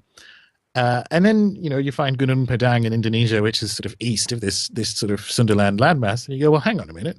That's a 25,000-year-old step pyramid, essentially. And then you kind of turn around and you put these pieces together and you look at the map of the world, and suddenly pyramid building overlays with these same sort of Laurasian motifs. And so Star.Ships for me was, because I'm very open to the idea that humans were originally built by aliens at like the 2 million year mark, because the question marks remain over the origins of a human as a physical specimen, right? I want to have more intelligent discussions about AAT and extra-dimensional theory and history and all that kind of thing. And we've kind of caught ourselves in a net of not really understanding human timelines or the latest consciousness science, which need to be the foundational elements before you start looking at whether that is sufficient to model all the strange things we find in history. Because at the moment, people just kind of play bingo up and down the timeline and call aliens on the things they find are a bit weird. And I thought we'd grow out of that, but we haven't. And so it's kind of a discussion piece that's very influenced by the work of people like Dr. Jacques Vallée about how we think about these ideas and these potential beings and what their engagement with the world, with our world, looks like across the human timeline. And some remarkable things show up that pertain to the story of the Western magical tradition. At the end of... So when the Hermetica was translated out of Greek, so the Corpus Hermeticum was translated out of Greek in Florence, which sort of kickstarted the Renaissance, there was a belief that Hermes was a real person. Hermes Trismegistus is obviously the sort of pseudo-author of these books. That he was a real person, and he was an associate of Moses, who was also a real person, and that it represented a survival of the wisdom from before the flood. Now, historically, that's actually not the case. The Hermetica is a remarkable collection of documents from the sort of late period of Egypt, from Alexandria, and it's a mixture of Egyptian ideas and Near Eastern ideas and sort of Greek philosophy, and this sort of heady mix of just trying to make sense of the world, which was basically what Alexandria did. So it's not. The documents are between sort of, not even 50 BC, so 50 AD to like 300 AD. But if you actually look at the motifs in it from this kind of mythic family triangle and work out which pieces came from Egypt and then where did those pieces come from, and you can kind of realize that the guys who thought that the Hermetic wisdom was a survival of the wisdom from before the flood, they meant the biblical flood, and they thought it was literally true. They're, in a funny way, they're accidentally correct, because these pieces of the sky ground dualism and the stars matching certain things, and the microcosm of the human body and the human person and the macrocosm of the universe being these kind of fractal same things, appear to all be there at this time depth of that sort of 30,000 years ago mark, at a time where we can genetically and linguistically put ourselves in island Southeast Asia, where I first think that sort of complexity arose. And we've kind of gone around the houses to think, they were accidentally correct, that some pieces of this, like the bones of Hermetic wisdom, may well go all the way back to long before the end of the Ice Age, and thus you can make the case in a court of law that it represents a survival of wisdom from before the flood. So you would say that you notice a lot of activity around 30,000 years ago then? Short answer, yeah. Oh, yeah. I'm just going to say yes. So what people maybe don't realize is that when we left Africa at the sort of 70,000 mark, we sort of turned right and jogged along the beach and very quickly got to Australia within a few thousand years. But we also got, more importantly, to what is now the kind of Borneo Island, Southeast Asia area, which we call Sundaland because it's on the Sunda Shelf, but that was all above seawater. It's actually a remarkable place to develop cultural complexity because it has lots of fresh water, not much in the way of super predators, but lots of little rivers that allow the development of boats and rafts and things that subsequently were used to, colonize half the planet, which is the Pacific. But it's this remarkable place where we're obviously there in open ocean navigating for long enough to develop malarial markers or gene markers that are associated with a mutation to protect against cold weather in a very warm environment. So we're out in the open ocean. We find all these things in the blood. We find kind of Asian grandmother and Asian mother genes that show that there was a back crossing back into India and Eurasia from island Southeast Asia into the kind of cultures that went on to develop the Vedic and the Indus cultures, basically, and also the UAE and Egypt and all kinds of places. We can actually locate people once we got them there and can linguistically demonstrate that cultural complexity arose first there out of anywhere out of Africa. Then we start to get all these gene markers connecting from that point to the other side of the Pacific and to the places that became Samaria and Egypt. But at that 30, you kind of have I think it's at the 30,000 mark, because that coincides with a Berkeley linguist called Dr. Joanna Nichols' idea that that's where that piece of cultural complexity happened, around that point. Dr. Witzel, when he's talking about the emergence of what he calls the Laurasian myth cycle, which is the kind of bones of a belief system at that time depth that was old enough to kind of influence and mutate through the colonization of the Americas and Eurasia, he gives that a like 50 to 30,000 year window to show up, because we can't really tell beyond that. But that's an astonishingly large amount of time. That's 20,000 years. That is 10 times the distance between us and Jesus. Like, that's crazy, you know. Right. But those are the numbers you can deal with, because you're sort of dealing with what is effectively half-lives. But the Joanna Nichols information means I kind of want to calibrate that closer to the 30,000 year mark. But yeah, so you kind of have these big giant windows. It's the best we can do, but we kind of have to do this bit first and then go looking for aliens or whatever it is we want to look for, because we've literally been tripping over our own feet, just like playing bingo with these ideas. And there is some fairly good science. And I spent quite a while making sure, like I went to Oxford to talk to the guys the geneticists who were involved in the Out of Africa project, because I'm aware in the alternative media of what some of the problems are with things like genetic dating. And so I kind of looked at them and I had about 15 questions of, well, how does this work? And how does this work? Just to make sure that it's there. And whilst we don't know like where humans came from or where DNA came from, because these things can't be replicated, you know, all those kind of questions are big and the answers are probably very weird. But they're also very old questions, like that's at a 2 million year mark. Whereas this is the journey of sort of 70,000 years ago to today. It's the journey of which parts of that experience of that kind of human colonial effort are retained in the Western magical tradition.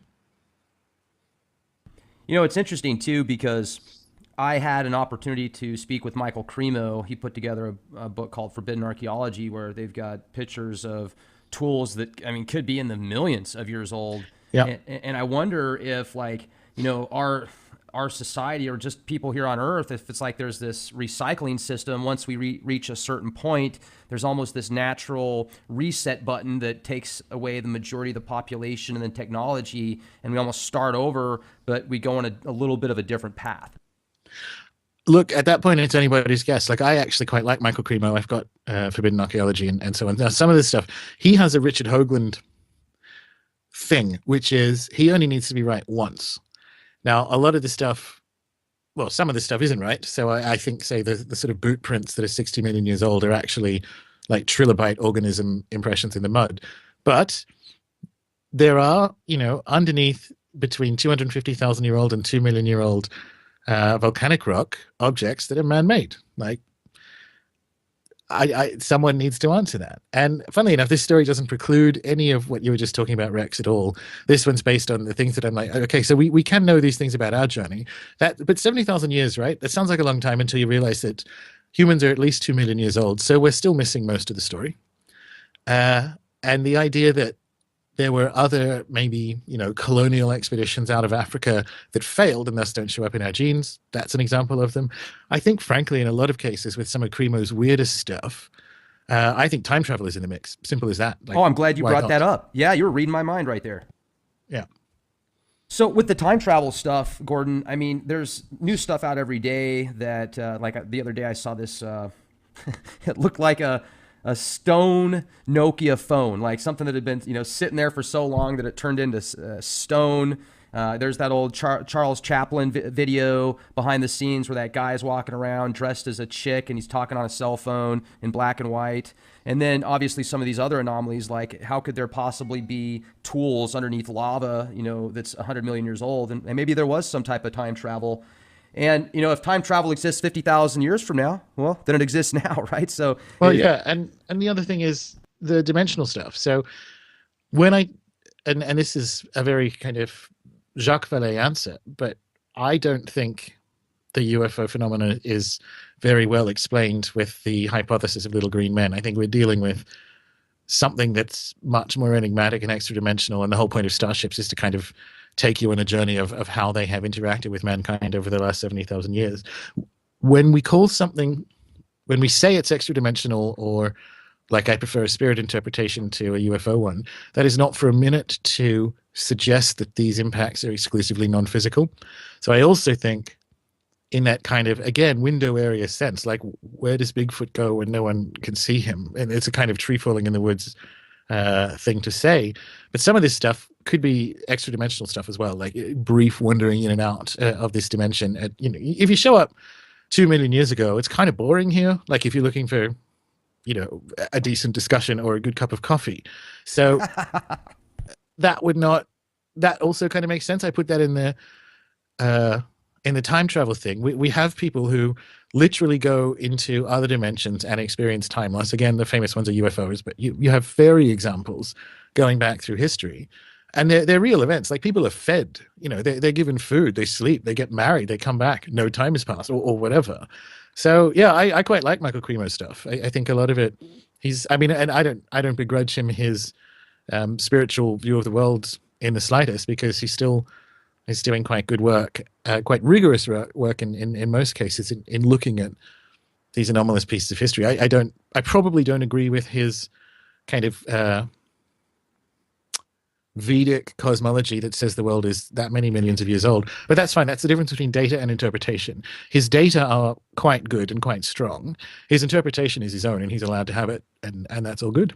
Right. Yeah. I mean, that's what's great about what makes us who we are, is we have the opportunity to think for ourselves, and we're not assimilated by the Borg and all think in some hive mind. So that's the beauty of being a human, is imagination and opportunity. So I really appreciate the way you put that together. And I just find it fascinating, because it seems like history rewrites itself all of the time.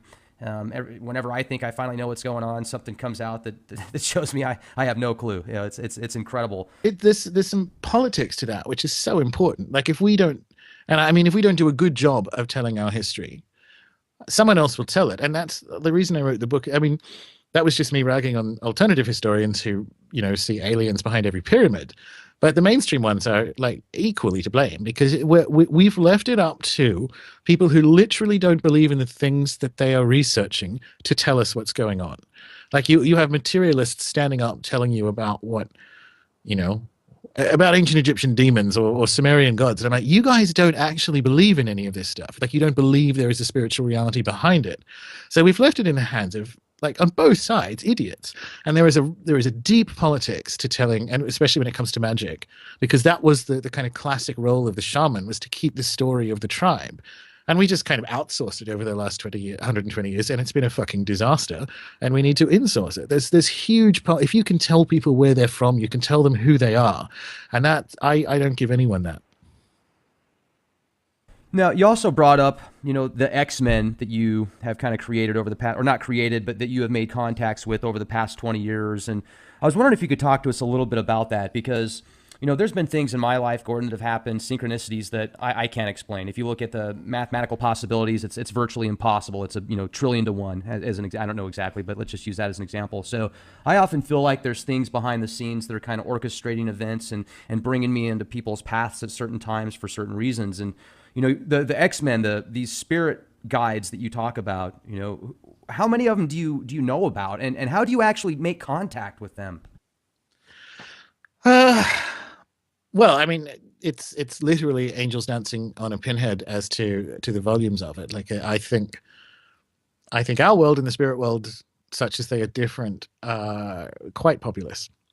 And I don't know, like, I mean, Rex, it's been the conclusion of people far smarter than me and definitely more spiritual than me, that it is exactly as you described it, where we're dealing with a populous universe of beings who are actively engaged in stories on an individual basis, but on a planetary basis, and moving things around and showing us stuff and just organizing things in a way for reasons that we can't actually discern. Some of them may be quite manipulative. We can hope that some of them are nice, but they're not. As for the ones, as for the kind of, I guess, regulars from a spirit perspective, it's kind of the same with Andrea. I'm not going to go into it in detail, but what I will say is that however you get into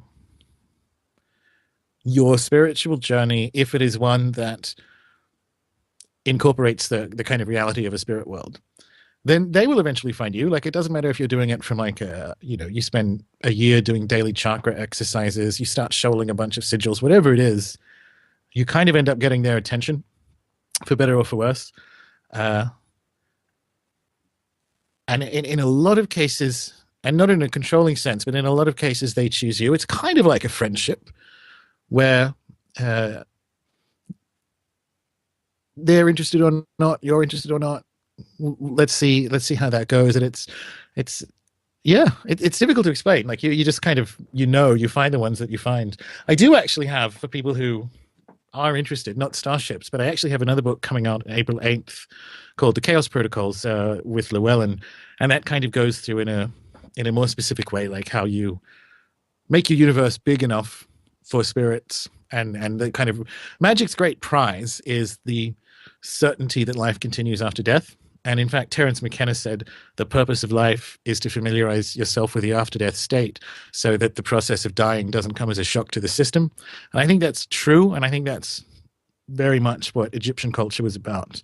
And if people are kind of interested in, well, like, seriously, though, how do I begin playing with this? There are some rituals that you can do entirely on your own with no staff that's coming out in the Chaos Protocols. And as to why they work, that information is in Starships. They sort of unintentionally ended up interrelating, right? They're not related at all, and they're not sequels, and you don't have to have one or the other. But if people are kind of interested in this, you need, the first step, as I said before, is knowing in your bones that this stuff is real, that there is a reality to spirit phenomena. And you can trigger that by getting a bunch of friends and breaking into an abandoned mental hospital in the middle of the night with an Ouija board and scaring yourself shitless. There are, like, you could throw a rock and hit a better way of doing it, but technically that will do it, because you won't get out of that without realizing, good Lord, this stuff is terrifying. Well, you come away thinking it's exclusively terrifying, but there'll be no convincing yourself it wasn't real after that. I've noticed certain areas kind of are hot spots for darker energies and entities. Several years ago, when I started to really research and study different forms of the occult, I picked up a copy of the Lesser Keys of Solomon on eBay. It was a used copy from 1913. And when I finally got it at the house, I mean, you could immediately feel almost like this dark, dense is the best way to put it, energy. It was a real heavy presence. And I didn't even tell my wife that I had the book. And it got to the point, I had it for a few months, and something didn't feel right. Something in my gut was telling me to get rid of it, and I did. I gave it away. And the moment, that same day that I gave it away, my wife came home and she goes, it feels different here. It just feels lighter. What are your thoughts on that? Yeah, you bought a used grimoire. That story tracks. That's exactly, and that denseness. There's especially with a lesser key work, and if people have been playing in the kind of sort of darker end of that spirit list, the density is an observed phenomena, the blood pressure drop, that kind of thing. So yeah, I would. That's a remarkable, like, kind of historic document. You think, 1913, this will probably be worth something at some stage. But as a general rule, if you're new, don't buy a used grimoire, because that's what happens. There's a whole kind of thing on. But that being said, like I just said about how to describe this, as I just said about the hypothetical mental hospital, you kind of now know in a way that it's going to be difficult to explain, but you and your wife know that something fucking weird happened, that a book could change the sensation of a house like that. Right. So that's one of those, like, okay, I don't know how it works, but I will never not be convinced that it doesn't. Like, whatever it is, there is a reality behind these phenomena. And that piece of information, if people are interested in pursuing magic or kind of engaging with the spirit world on an animus model, you need, however you get it, again, the best way is maybe 2 weeks with a responsible shaman and some ayahuasca in the Amazon, but we can afford what we can afford. Like, the Ouija board mental hospital thing will do it. There's more risks, but the whole point is, it doesn't matter what it is. You just have to know to the point that nothing will take away from you that this is real. And then you're kind of playing a whole new game. You're actually living in a whole new universe. And really everything up to after that is you exploring a whole new universe. And that's probably why magicians get so, multifarious in their expression after that happens, because we're all kind of looking for that soul of what it is we experienced. Right. And I know that we're getting limited on time here, so if I could just ask you maybe one more question before we close out. For those that actually do practice magic, study the occult, have an opportunity to reach into these different dimensions and communicate with certain entities, surely sometimes there's after effects or resonance of energies that come back with them. If somebody wanted to break all ties and, like, do a complete cleanse, eliminate those type of strings around them, how would they go about doing that? Yeah, sure. You want the fire blanket. That makes sense. They're kind of the first thing you would do is get some sea salt and like a plastic cup and put the sea salt in the cup and take it into the shower and essentially pour salt water over yourself, and you can do like the asperge me with hyssop Lord little prayer or what have you. And if that isn't it, like if you've really fucked up, you can get, this sounds more ominous than it is, but you can get some dragon's blood, which is actually which is an incense, or you can get it as an oil, and it comes from a tree, like a sort of, that only grows in Yemen. So it's not actual dragon's blood, unsurprisingly, but it's a resinous incense.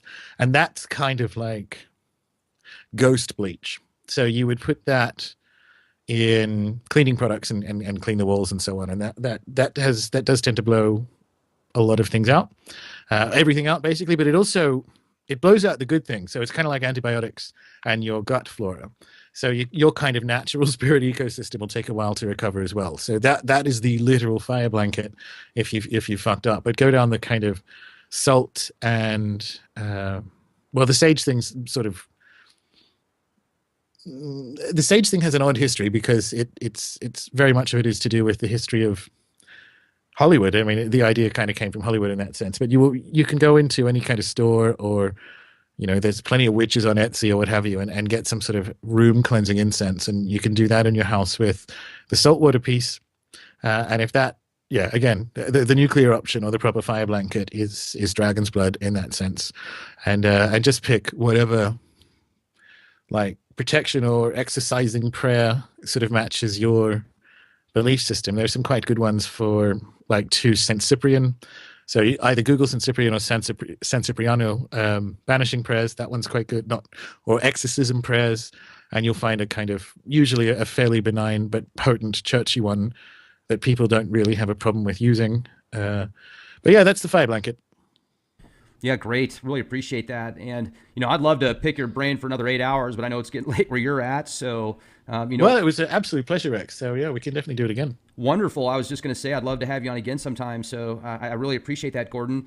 And for those, I'll make sure I call you from this laptop so that it. Yeah, that was weird, man. I mean, I'll tell you what. We started talking, and then I thought you turned into an android on me there for a minute.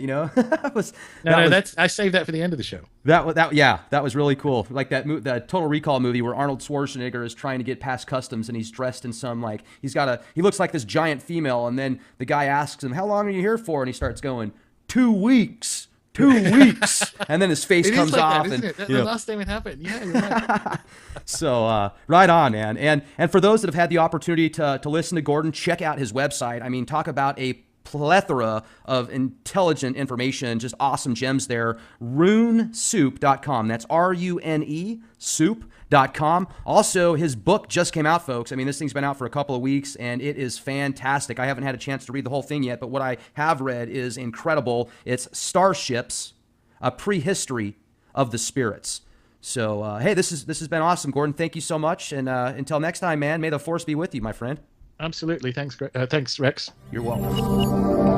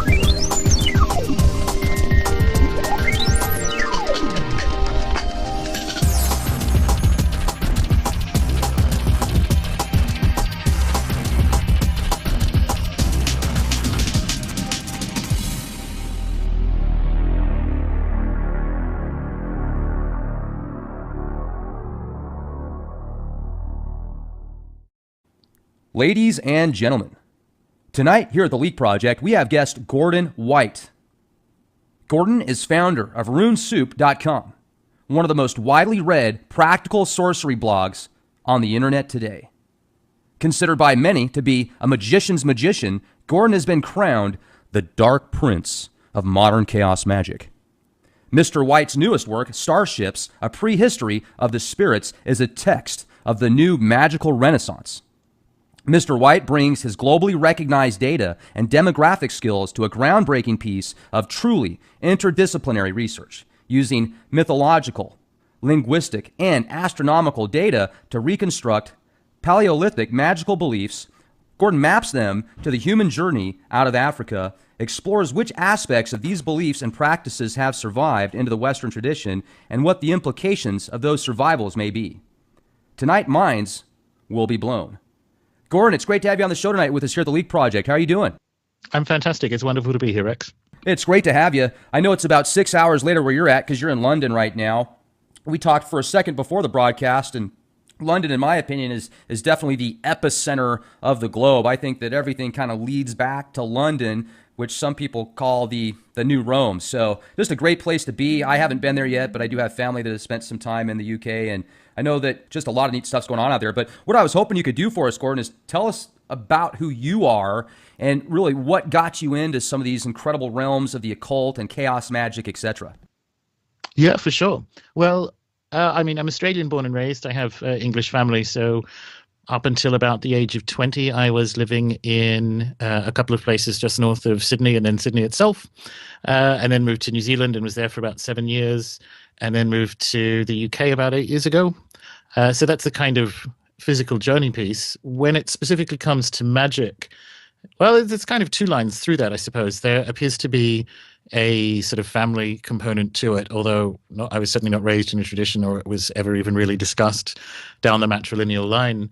But my sort of magical journey began in an odd way. Sort of woke up very early one Saturday morning at the age of 13, aware that something had happened, some sort of dream state experience, and stole $50 from my mother's wallet and walked down the hill. We had a sort of very good independent bookshop, the likes of which you just don't find anymore, about 3-4 miles away. So I walked down to that and bought a few books and sat in a grandstand of a rugby oval that was sort of about halfway home with these books and read, and it was sort of off to the races from there.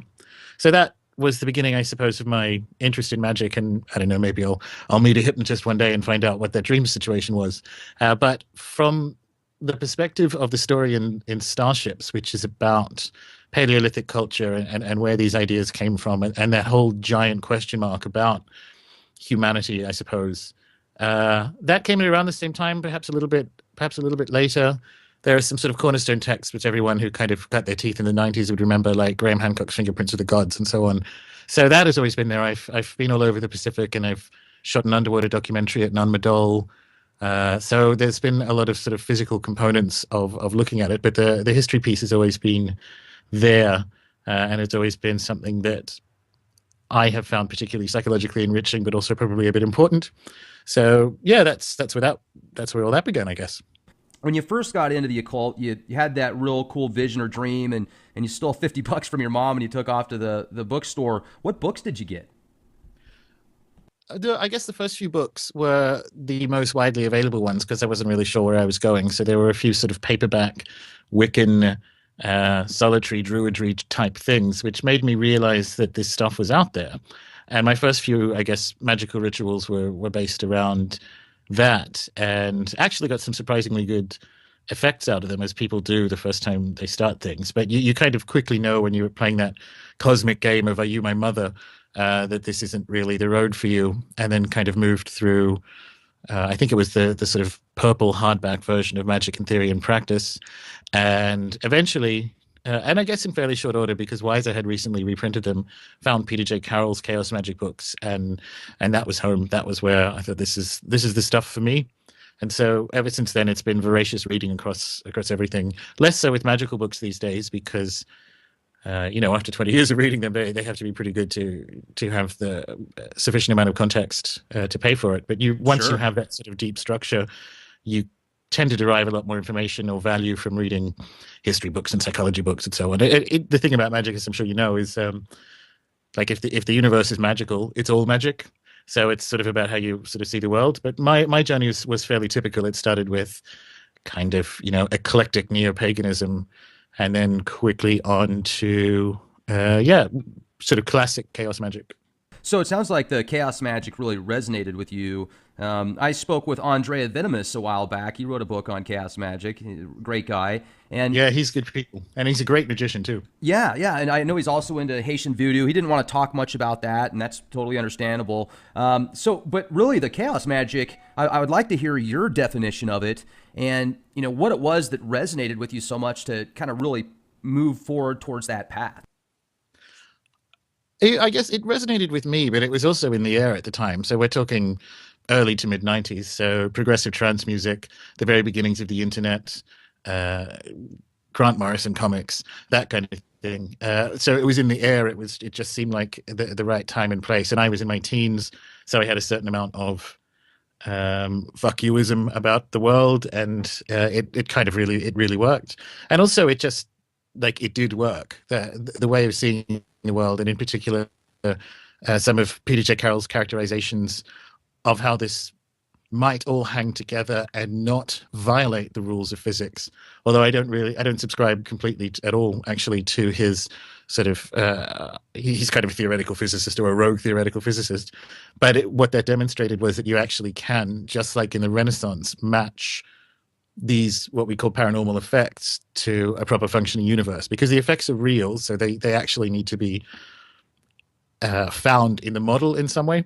And that really appealed to me, because chaos magic allows you to retain that, not balance, it's not very balanced, but it allows you to retain that way of seeing the world and incorporate other pieces in. There are inevitably, you kind of get the squeamish political or cultural challenges surrounding appropriation, and in a lot of cases they're certainly true, but you learn the hard way by doing how far into and out of sort of additional systems that you append that you can actually go. But it's just been it was the thing at the time. It was cool, and I was a teenager, so I wanted to be cool. Probably wasn't, let's be honest, and it just kind of matched how I saw the world, and I've stuck with it. I know a lot of people went through their chaos magic phase, and then it became very unfashionable, but that's never really been a thing. I've never really been described as fashionable, so that hasn't been an issue for me. So I kind of stuck with my shoulder pads and permed hair magic the whole way through the noughties into the 2000 teens. And funnily enough, it's coming back around again. And I get to be old enough to say, like, I was doing this the first time, like my parents did with flares when they briefly came back in 1991. So yeah, it's just been how I see the world. It's quite invitational. It's more rigorous than people think. And funnily enough, if you read Pete Carroll's more recent stuff, somewhere along the way, it's got this idea it's chaos magic is invoking Superman and doing whatever you want, and it's actually not.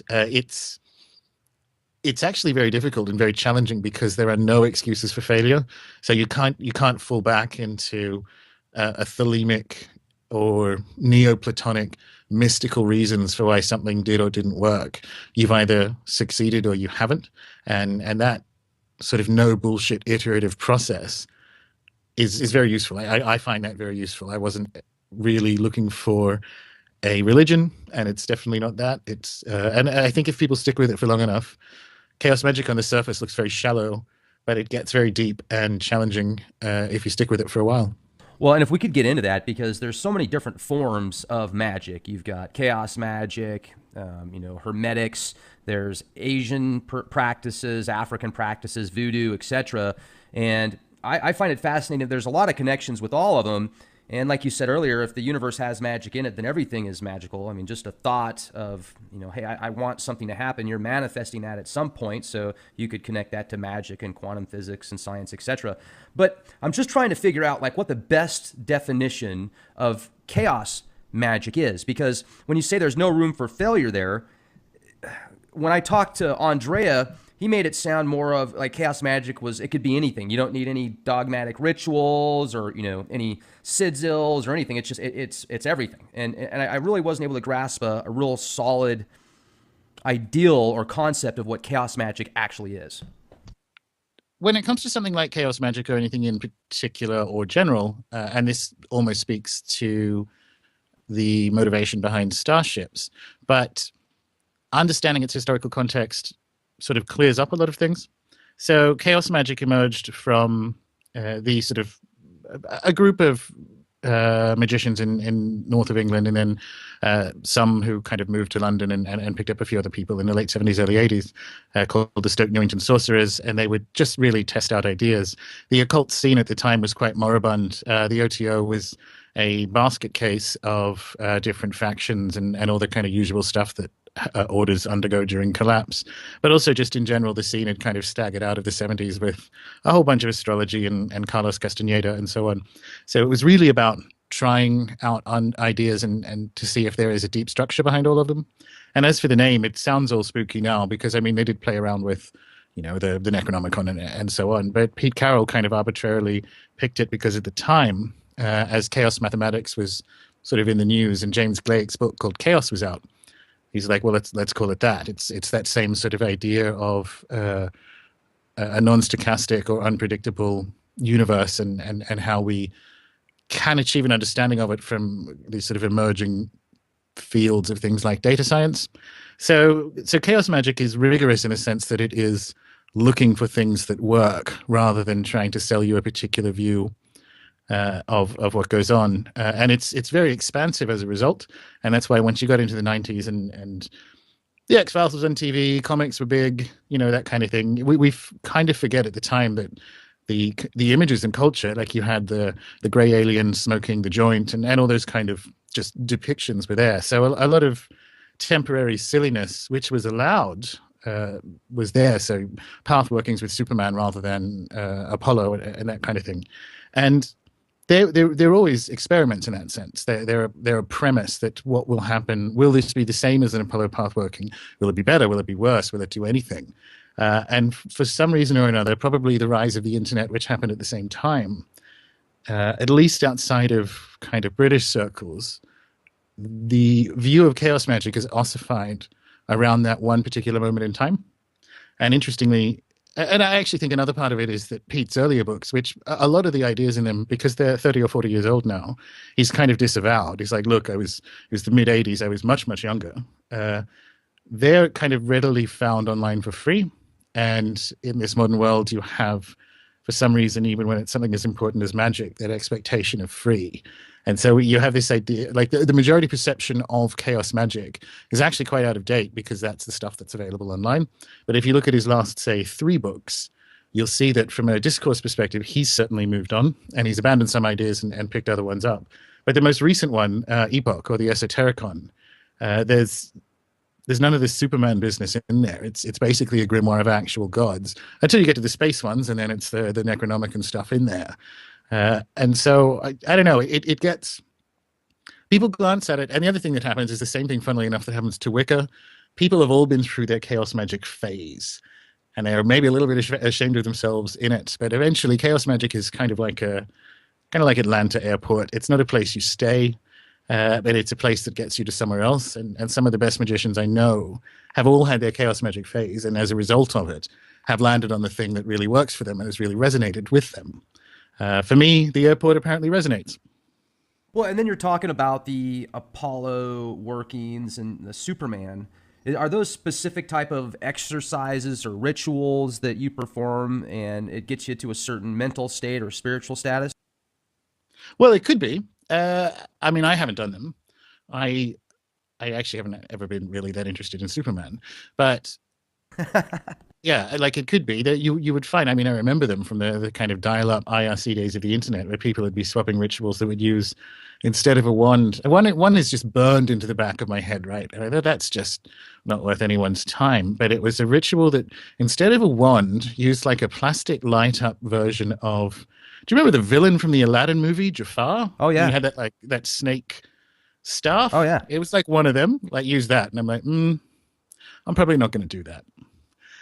So by virtue of its kind of experimental structure, the sort of digital footprint of chaos magic has a lot of silliness. So I mean, I wouldn't speak, if I haven't done them, I wouldn't speak to anyone else necessarily doing them. But for me, it was a worldview that allowed experimentation and intellectual exploration. But from an actual, operant magical perspective, I'm sort of reasonably conservative. It's an animist spirit model for the most part. Now you said that the chaos magic has no